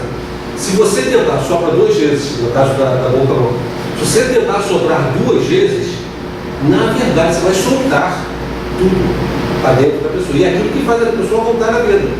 Você vai dobrar, né, os pelos, mas em resumo não é legal. O salva-vida, se alguém tem algum salva-vida na família, pergunta para ele se ele já não descobriu uma expressão, escarrou para dentro da pessoa. Com certeza sim, praticamente todas as vezes. Que ele inspira para assoprar, então ele, entendeu? Só que isso promove a vida da pessoa. Era melhor usar um umbu ou uma mesma manobra de raios, mas de qualquer maneira é tradicional. Né? Bem, frequência respiratória, frequência cardíaca, por exemplo, um adulto em repouso, ele tem que bater, o coração dele pulsar de 60 a 100 vezes por minuto. Qualquer coisa próxima a 60 é muito legal, qualquer coisa próxima a 100 ele não está legal não. Mesmo a pessoa descansada, o coração dela não pode bater próximo a 100 ou mais de 100. Mas os médicos dizem que próximo a 100 é normal, entendeu? Mas o cara não, o guerreiro não está no preparo físico legal, tá certo? Tem que estar mais próximo de 60. Já uma criança, a frequência cardíaca dela é o dobro de um adulto. Então, o coração da criança bate de 120 a 160 por minuto. Então, acredito que a frequência do adulto ela é de 1 segundo, uma vez por segundo, 60 em 1 minuto. E a criança é de 120, então é de meio segundo. Por que meio segundo? Cada segundo ela é o dobro do adulto, entendeu? Então a criança, o coração dela pulsa extraordinariamente. Okay? Bem, pulsação na frequência tem os locais exatos para identificar, para ver se a pessoa continua viva ou não. Né? Um dos exemplos mais simples, né, nos membros superiores, seriam os mais imediatos. Você tem um antebraço, você tem um osso chamado rádio. Então, junto ao polegar, você tem aqui o que você sempre verifica com o dedo indicador e o médio, nunca com o teu polegar. Em qualquer lugar tem pulsação sua. Então, você botou no outro está vivo. Aí ele dá a dúvida, você coloca os 2 dedos. Então, você colocou aqui, como aqui tem um osso chamado rádio, a própria artéria se chama radial. E como ela é a mais distante do coração, os membros superiores, ela chama de distal. Então você vai procurar a pulsação no pulso, junto ao polegar, na radial ou na distal. Okay? Já no braço, entre o bíceps e o tríceps, você tem um osso chamado húmero e você tem a artéria chamada humeral. Okay? Humeral ou braquial de braço. Okay? Então, o braquial seriam os locais mais fáceis de você identificar. E nem sempre. Independente do qual lado. Independente do qual lado. Tem a carótida também. Você, na verdade, tem vários locais, mas nem sempre. Ou seja, na verdade, você tem os membros superiores que estão sempre à mostra. Então é mais fácil você identificar se ela está pulsando ou não. Né? E requer naturalmente um treino para você perceber. De repente nem a sua você percebe, de repente você está morto, não sabe. Não, dá sim, dá tranquilo. Bom, até na verificação, por exemplo, do médico, você percebe quando começa a não, mas nem todo mundo percebe. Você percebe, você olha o reloginho, a gente já vê com quanto você está. Antes ele falar, você fala, estou com 12 por 18. 12 por 18, 8 por 12, 18 já seria uma. Bem, basicamente, esse lado aqui é lateral, que teriam bastante situações a serem vistas, mas só para dar uma ideia, né? Aqui a parte de combate ao fogo, esse COICIP, ele começou no Rio de Janeiro. Os COICIP dos estados são cópias do Rio de Janeiro, adaptadas para o estado. Então, todos os estados têm um COICIP diferente, copiando do Rio de Janeiro. Código de segurança contra incêndio e pânico. Okay? Eles mudam sobre as receitas que fizeram, mas na verdade é tudo cópia. Okay? Bem, tetraedro do fogo, não sei se vocês conhecem a historinha, antigamente era um triângulo do fogo, e até mesmo pela própria combustão, o que dizia-se é o seguinte, é que o triângulo do fogo,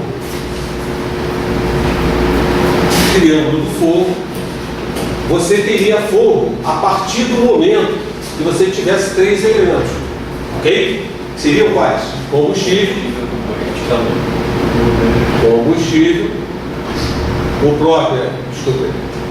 o próprio comburente, que é o oxigênio,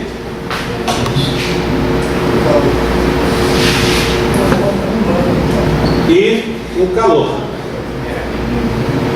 Ok? Esse calor aqui tem vários itens aqui, né? Temperatura, ignição, atrito, tudo isso é calor, tá? Com esses 3 aqui você sempre teria fogo. Só que na combustão lenta você tem uma barra de aço que não tem fogo e ela some, e é a combustão. Então, naturalmente colocou-se um quarto elemento chamado reanimador, o RCB. Confundido as letrinhas aí. Caramba, deu um branco legal, hein? A reação química em cadeia. É tanto R, tanto C. Mas vamos lá.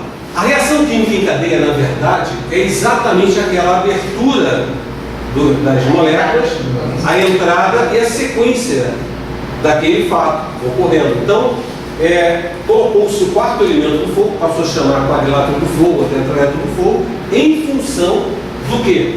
Daquela, aí tinham certeza que acertaram dessa vez, né? Por quê? Porque agora, com a sequência de fenômenos, o fogo ia permanecer. Só que também é uma mentira. Mesmo o quadrilátero do fogo, no própria combustão, explosão, deflagração, você tem a lenta. A combustão lenta, nunca teremos fogo. E vai ter a combustão, vai ter a eliminação do elemento combustível. Muito bem. No caso da combustão simples, sempre vamos ter fogo, que é o caso do triângulo do fogo. No caso da combustão, explosão, deflagração, que são aqueles elementos da pólvora, uma vez iniciado não apaga mais, você tem o quê? Às vezes nós não temos fogo, naquela situação daqueles elementos, ok? E na situação da detonação, quase nunca vamos ter fogo. Nós só vamos ter a explosão. E tem os 4 elementos do fogo. Por exemplo, lá naquele restaurante da Praça Tiradentes, você teve o gás, né? Então vamos falar sobre a faixa de explosão, é interessante também. Nós temos o gás, que é o próprio combustível. Nós temos o oxigênio. Se a câmera da 7 Rio, que filmou, o repórter me lembra desse dia, o repórter falou, mas por que a câmera mexeu, a árvore mexeu antes de explodir? É simples. Quando na verdade alguém riscou um fósforo lá dentro, ou acendeu uma luz, ele simplesmente afastou as moléculas. Aquela molécula afastada, no caso do gás metano sob pressão e na faixa de explosão, ela invisivelmente convida o oxigênio a entrar ali de acordo com a velocidade que ela deu. Como é uma explosão, detonação, ela na verdade foi acima de 2.000 metros por segundo de abertura. Aí o oxigênio do local foi para dentro daquele buraco invisível e sugou todo o oxigênio, teoricamente, a 2 km de distância O oxigênio entrou naquele buraco invisível em 1 segundo. Entendeu como é que eu estou violento? Aí o que ocorre? Todas as árvores se mexem. É tipo uma balística, filmada, uma plantação, capim, que seja, né? Conforme você vê o projetil caindo, e aí quando bate, explode, bate, antes de explodir, milésimos de segundo, todo o capinzão dobra e aponta para o local que vai explodir, foi o caso daquilo lá. E logo em seguida há uma expansão de gás, ele vai para o outro lado. Então isso aí na internet então, você visualiza explosões reais, onde, por exemplo, o capim faz isso apontando para onde vai explodir e aponta para o outro lado porque o gás está indo embora de volta. Toda explosão é expansão de gás. Okay? Bem, então em resumo, isso aqui é uma tese de doutorado, onde cria-se, na verdade, a complementação real dessa situação, porque não existe fogo com os 4 elementos de fogo, tanto na deflagração, na explosão de deflagração, às vezes sim, como na detonação, que quase nunca você vai ter fogo, comprovadamente. Ok? Ainda tem que ser complementado esse tetraedro do fogo. Bem, a combustão nós já falamos, métodos de extinção, o Guerreiro falou sobre o abafamento. Nós temos vários métodos de extinção, que seria trabalhado em cima dos elementos. Então, por exemplo, se você abafa algum local, você não deixa o oxigênio continuar entrando no elemento. Então, o abafamento é você minimizar ou cessar o que seria a entrada do oxigênio. Aí você tem vários outros. Você jogou água, você resfria o local todo. A água tem algo muito legal junto ao que seria a extinção química. Mas não é o caso agora, a gente colocar para vamos ver se a gente fala alguma coisa. Então, por exemplo, você jogou água, você resfriou, né? E com a temperatura mais baixa, você não consegue, na verdade, fazer com que o fogo amplie. Geralmente o bombeiro não joga água no foco, senão ele vai espalhar o fogo. Ele vai jogar água onde? Ele joga água no entorno. Quando ele encharca o entorno, ele exige que o fogo tenha um calor maior. E não vai ter. Aí o fogo apaga. Entendido? Ele não joga água direto no foco, senão ele vai bater e vai pegar fogo em vários locais naquele local. Então ele molha e encharca o local em volta para depois ir sufocando o local. Bem, outros métodos, por exemplo, você teria, você tem 2 cadeiras juntas, né? Uma está pegando fogo, os 2 são combustíveis, você chama de sinistro, a que não está, a que está pegando fogo, para diferenciar, os 2 são combustíveis.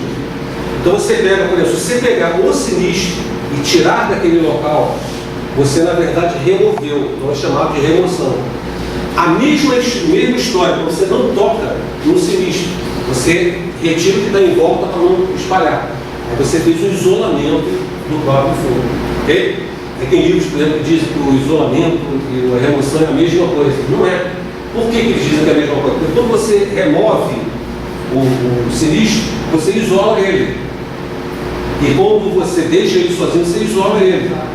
Só que, na verdade, o profissional da área não pode ter dúvida. Se a ordem é remova o sinistro, ele não pode ter dúvida. Se falar isole o local, o cara não pode ter dúvida.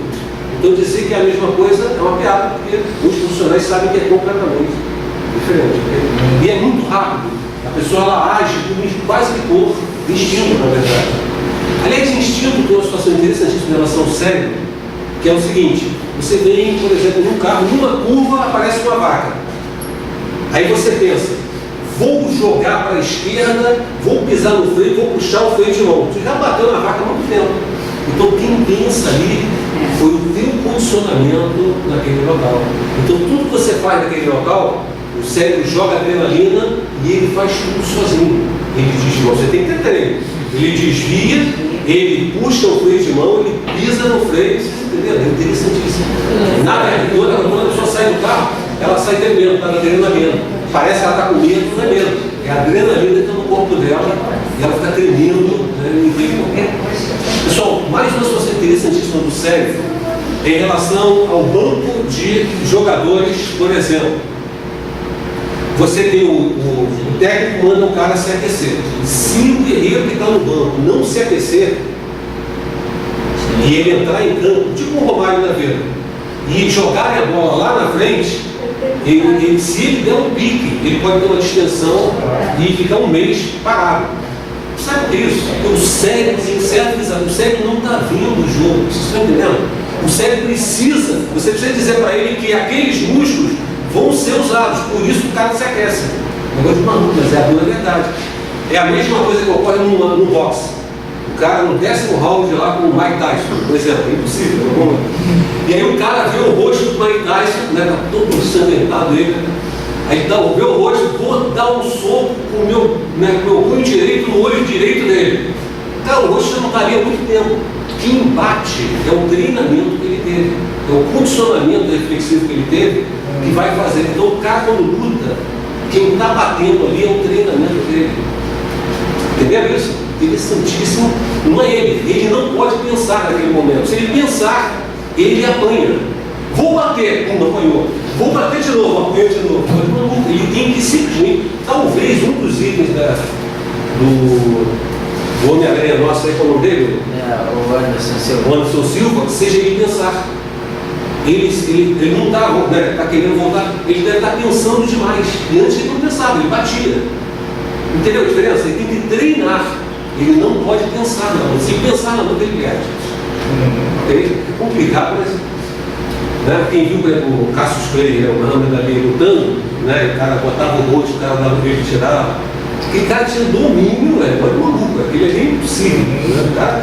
O cara que deu um soco de uma parede, ele vai deixar o rosto na frente para ele bater. Né? Só que ele faz o cara pensar. E aí ele ganhava muito em cima. Né? Isso é estratégia, né? Extraordinária. Mas em resumo, quem ganha a luta é quem treina. Se você não treinar, você não consegue nada na vida. Todo mundo sabe disso. Né? Ou seja, o cérebro tem que ser treinado para aquilo. Né? Outra situação interessantíssima é em relação a você ter uma comunidade carente. Aí, o nosso não reconhecido, né, presidente vai investir naquela comunidade, ali aparecem medalhistas. Tudo que é lugar tem pessoas medalhistas. Todo mundo aqui é gênio em qualquer área. Só não se sabe qual área. De repente, aqui tem vários médicos que nunca vão ser médicos, que não tiveram a oportunidade, mas que são médicos natos. Tem dom para ser médico. É extraordinário. No fundo, você tem dons extraordinários que você nunca vai usar, né? Por vários motivos. Bem, classes do fogo, na verdade, isso aí é uma folha de prova minha, né, com os alunos. Acho muito que eles estudam muito isso aí. Então você tem as classes, tem o extintor, o que apresenta, né, de design a classe A. Então você tem, por exemplo, um triângulo com a letra A, né, na cor verde. Você tem um quadrado na cor vermelha com a letra B. Você tem um círculo. Ou seja, o que está no extintor, ele já estuda para ele identificar de longe o próprio extintor que ele vai usar e tal. Bem, então, as classes, né, você tem os extintores específicos para cada área, né, é muito interessante, isso aí também é uma aula completa.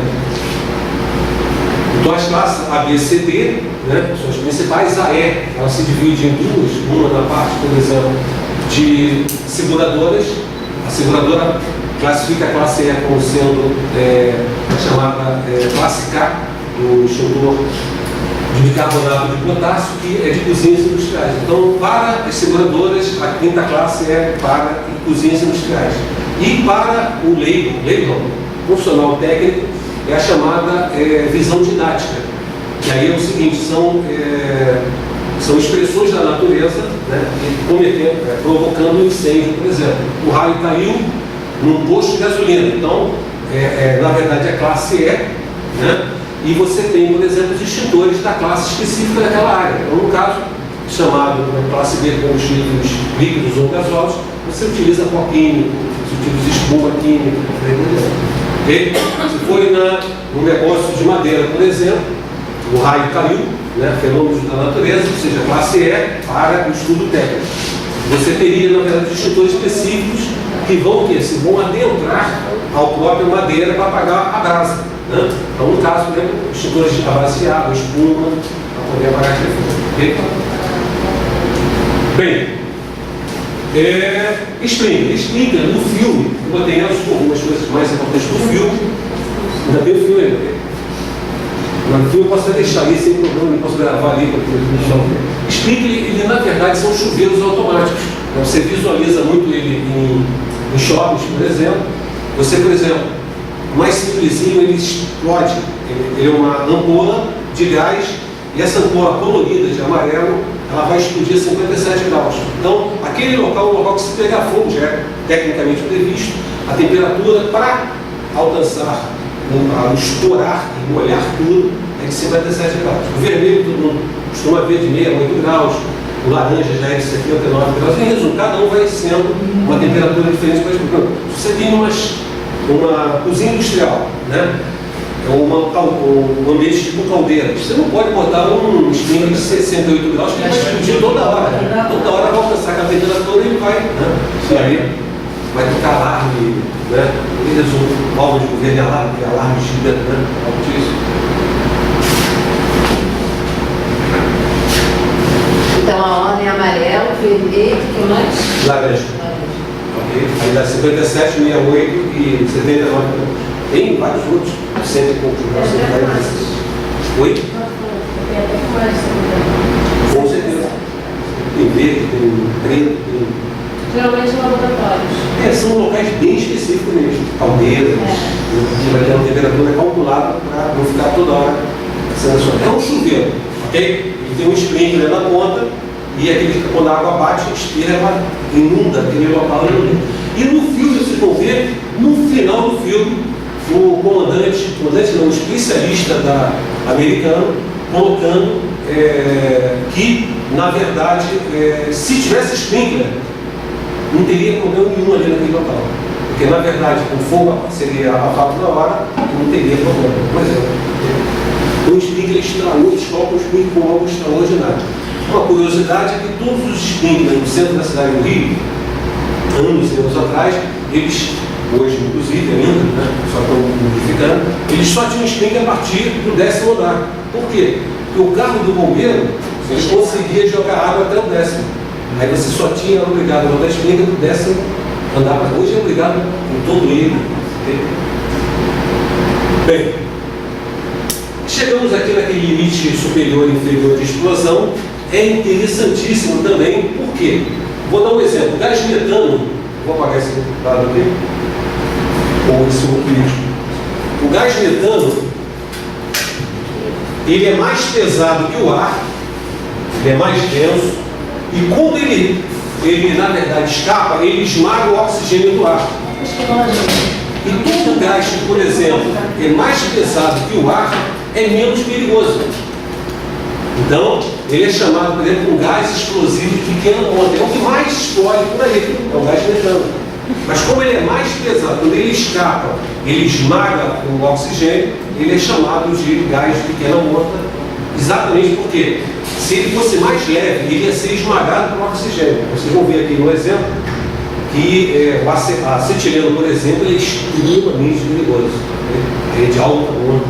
Então você tem o limite inferior de explosão e o limite superior de explosão.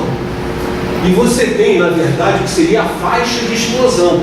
A faixa de explosão é que é um perigo.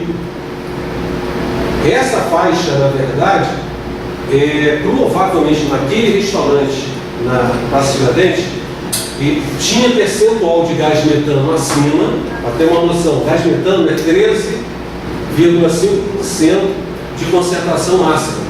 Até 13,5% ele explode. Lá naquele local talvez tivesse 50% de gás.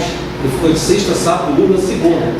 Então, provavelmente, eles ficarem andando, entrando, saindo, foi escapando gás e chegando na faixa de explosão. Entendeu? Ou seja, faltou ali conhecimento técnico para tirar todo mundo daquele local o mais urgente possível. Entendeu? Então, é o seguinte, você tem 4,8% do gás metano. Você pode ver que a faixa dele é uma faixa curta, porque ele é mais pesado que o ar. Então, quando ele escapa, ele vai esmagando o oxigênio.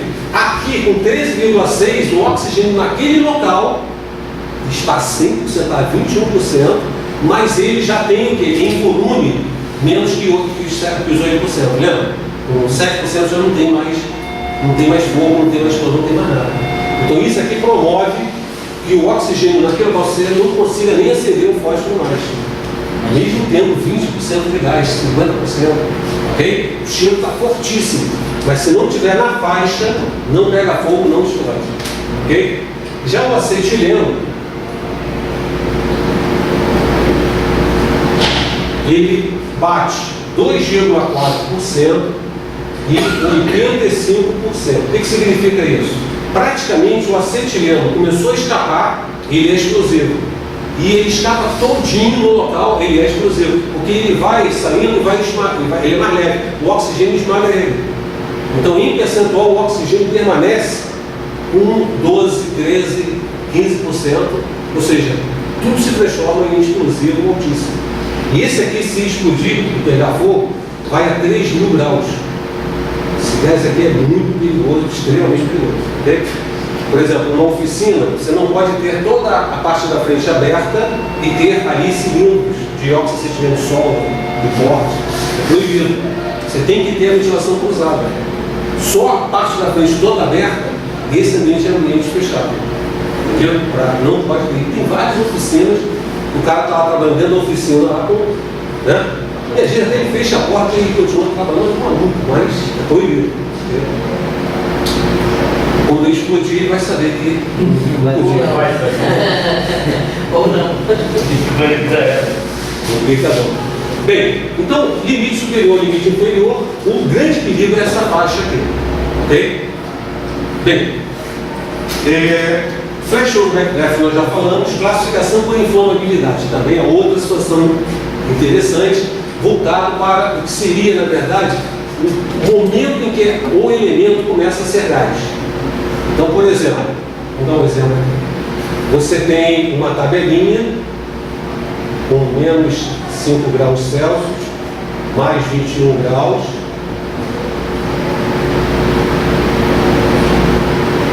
e mais 92 graus Celsius.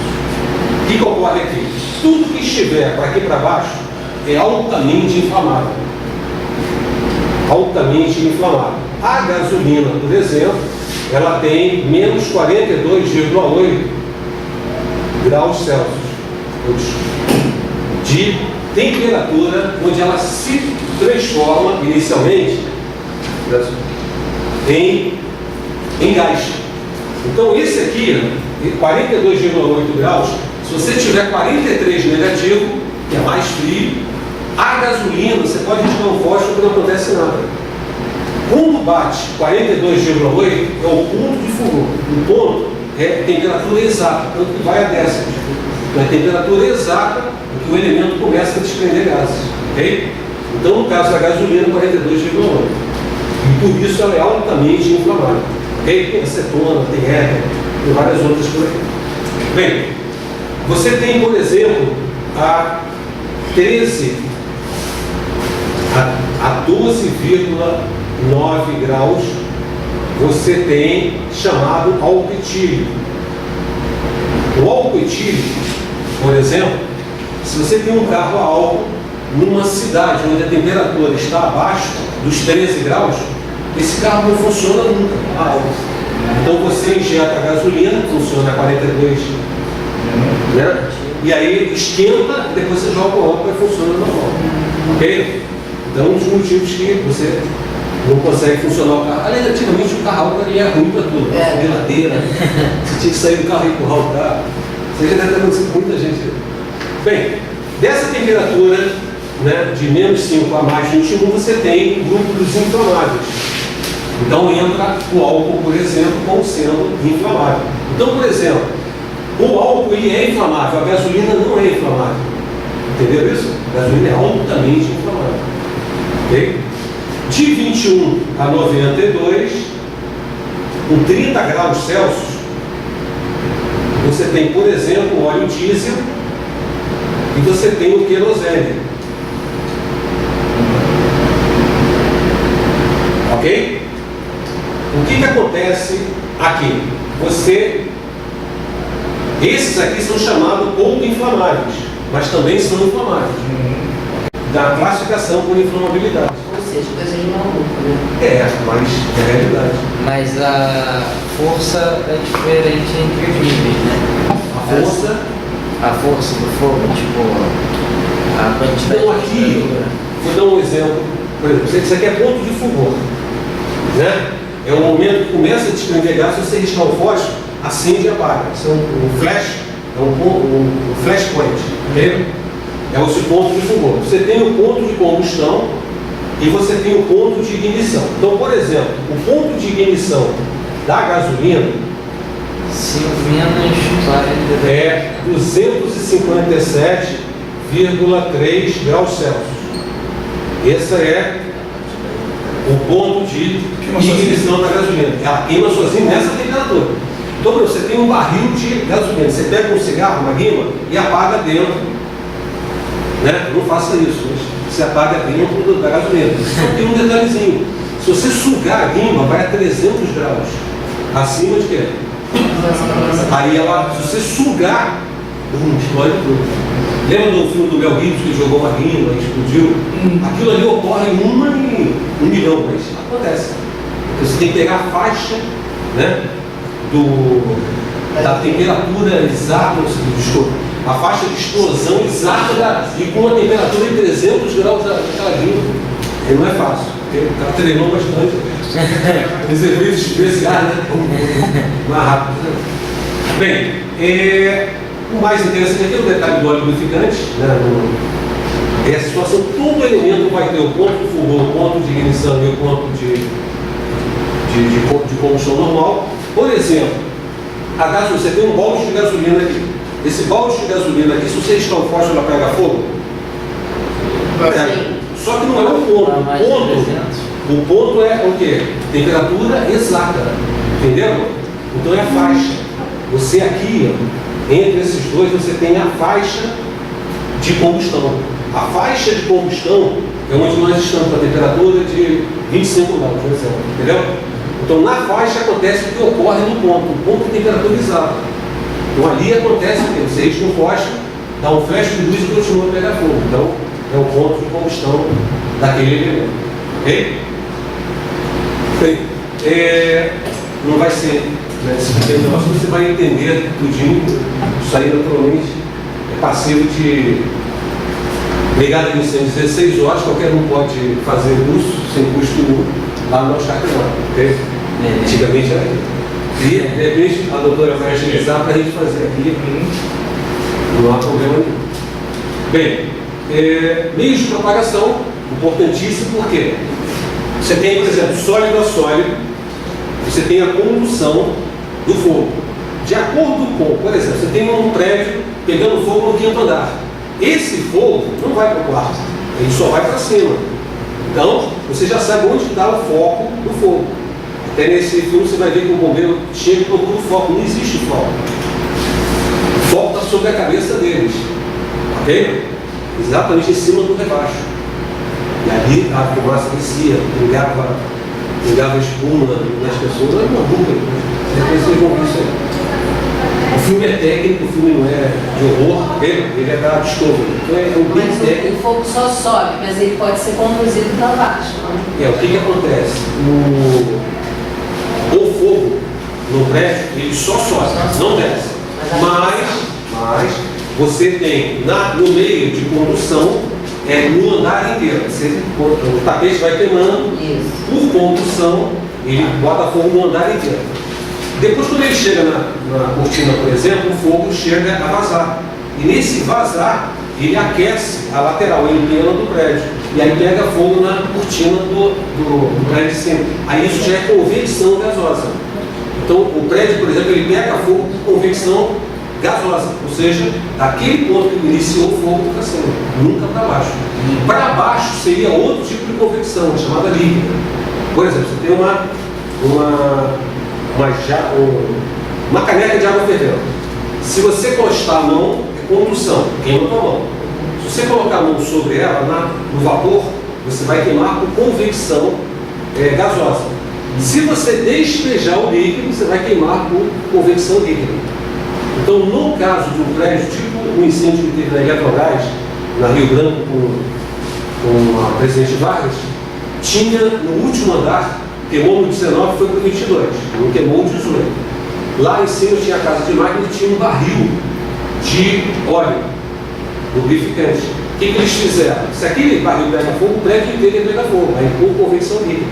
Eles quebraram a parede do prédio vizinho e passaram para lá aquele barril de óleo lubrificante. Okay? Bem, mas qualquer pergunta é só anotar. Meio de propagação. Bem, você teria a meio gasoso, você teria a radiação e a irradiação. Então, por exemplo, o Sol tem luz própria, então ele irradia luz. A Lua, à noite, ela reflete a luz do Sol, lá no Japão. Né? Então ela o quê? Ela irradia luz. Então, a irradiação, né, é o reflexo e a radiação é a luz direta. Okay? Isso também seria o meio de propagação. Isso aí num prédio, o prédio está pegando fogo aqui, a luz do calor do fogo atravessa um vidro canelado, converge, bate na cortina e bota fogo no prédio vizinho. Entendeu? Isso por radiação, ele bota fogo no prédio vizinho. Muito bem. Saída de emergência, que nós falamos aqui, a NBR 977, é muito interessante, é uma norma gigantesca, e ela trabalha, que seria toda a parte de materiais, de fugas, de compartimentação. Aqui, por exemplo, a gente tem várias saídas de emergência. Eu vou trazer, eu vou baixar a NBR aqui para ver se aplica. Várias. Interessantíssimo. Essa sala aqui, por exemplo, ela tinha que ter na saída teria que ter um extintor de incêndio. Nunca pode estar no meio, lá no fundo do ambiente. Eu estou falando, estou me lembrando dessa empresa, eu estava trabalhando em várias grandes empresas. Se fosse pelas empresas, eu já estaria milionário. Okay? Eu trabalhei, por exemplo, na Piraquê, na Brahma, na Braskem, tudo como engenheiro de segurança. No Estaleiro Mauá, no Maracanã, fui responsável por toda a parte de incêndio do Maracanã, isso com certidões, do CREA, tem as certidões. Então, eu trabalhei em vários grandes locais, na Odebrecht, trabalhei na Marco Correia. Em resumo, né, na Queiroz Galvão, Ares, nessa galera toda aí. Pelo trabalho eu tinha que estar rico, ok? Não estou rico. Eu sou professor, vocês sabem. Alterno de botar uma vaquinha aqui para. Bem, reserva técnica de incêndio, também é uma outra aula, ok? Você tem o reservatório superior, o reservatório inferior, e você tem que manter, na verdade, 20% de toda a água, seja do inferior ou do superior, para combate ao fogo, ok? Você na saída dos prédios, você tem uma caixinha no chão, escrito incêndio, né? Aquilo é o registro de recalque. Aquilo ali o bombeiro usa para colocar a bomba dele e jogar água para continuar o combate ao fogo no prédio, ok? Ou roubar água do teu prédio, já que ele não tem água na rua, ok? Já que ele não tem água nos hidrantes de rua, ele rouba água nos prédios e a conta vai para os moradores. É complicado, mas é uma realidade também. Hidrante, naturalmente, é uma outra situação que a gente estuda. Nós fazemos toda a parte de manobra com o aduchar, mangueiras, é muito legal. O treinamento é bacana. Mangueira, com sprinkler, com os bichos, muito legal.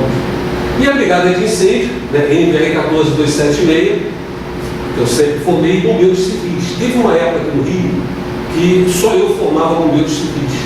Rede Globo, tudo quanto é choque. Eu não andava no choque, o pessoal, Guerreiro, Brasil, o tempo todo o pessoal me conhecia, porque eu formava esse pessoal todinho, entendeu? De 83 para cá,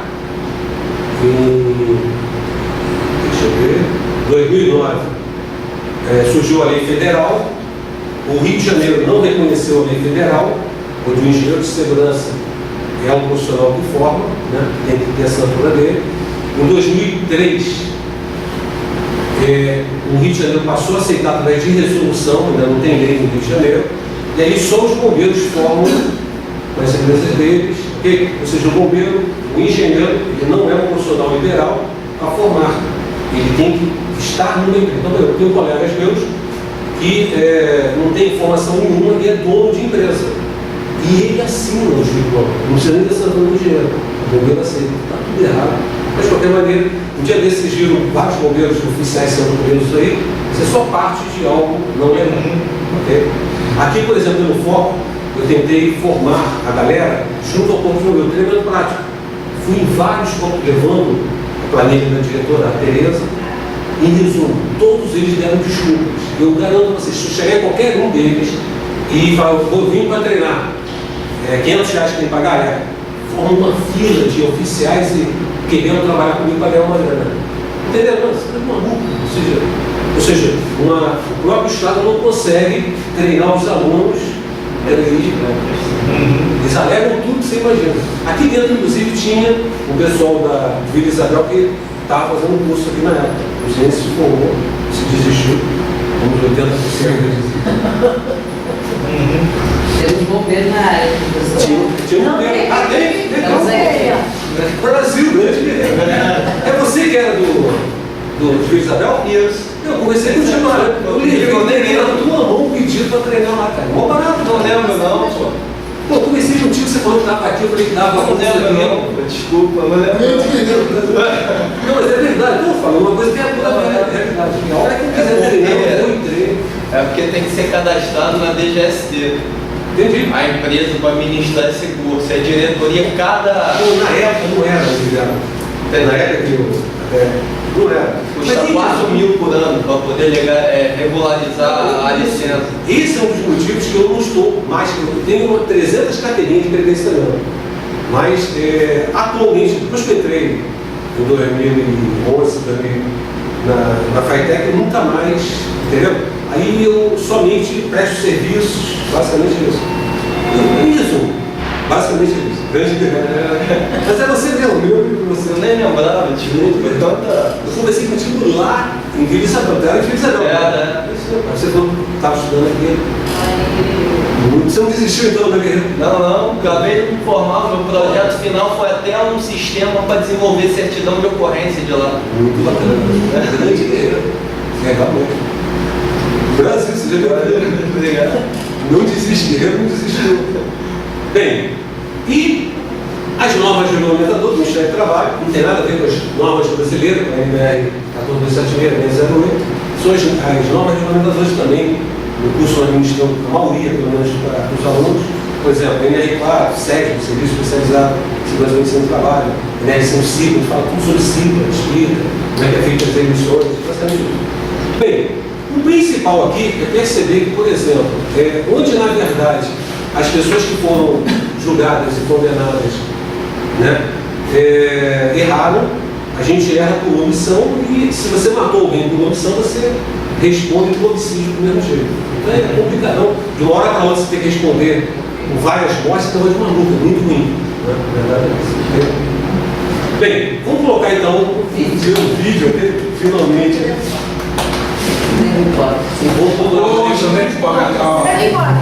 Vamos procurar na internet aqui? Não tem. Eu sei também.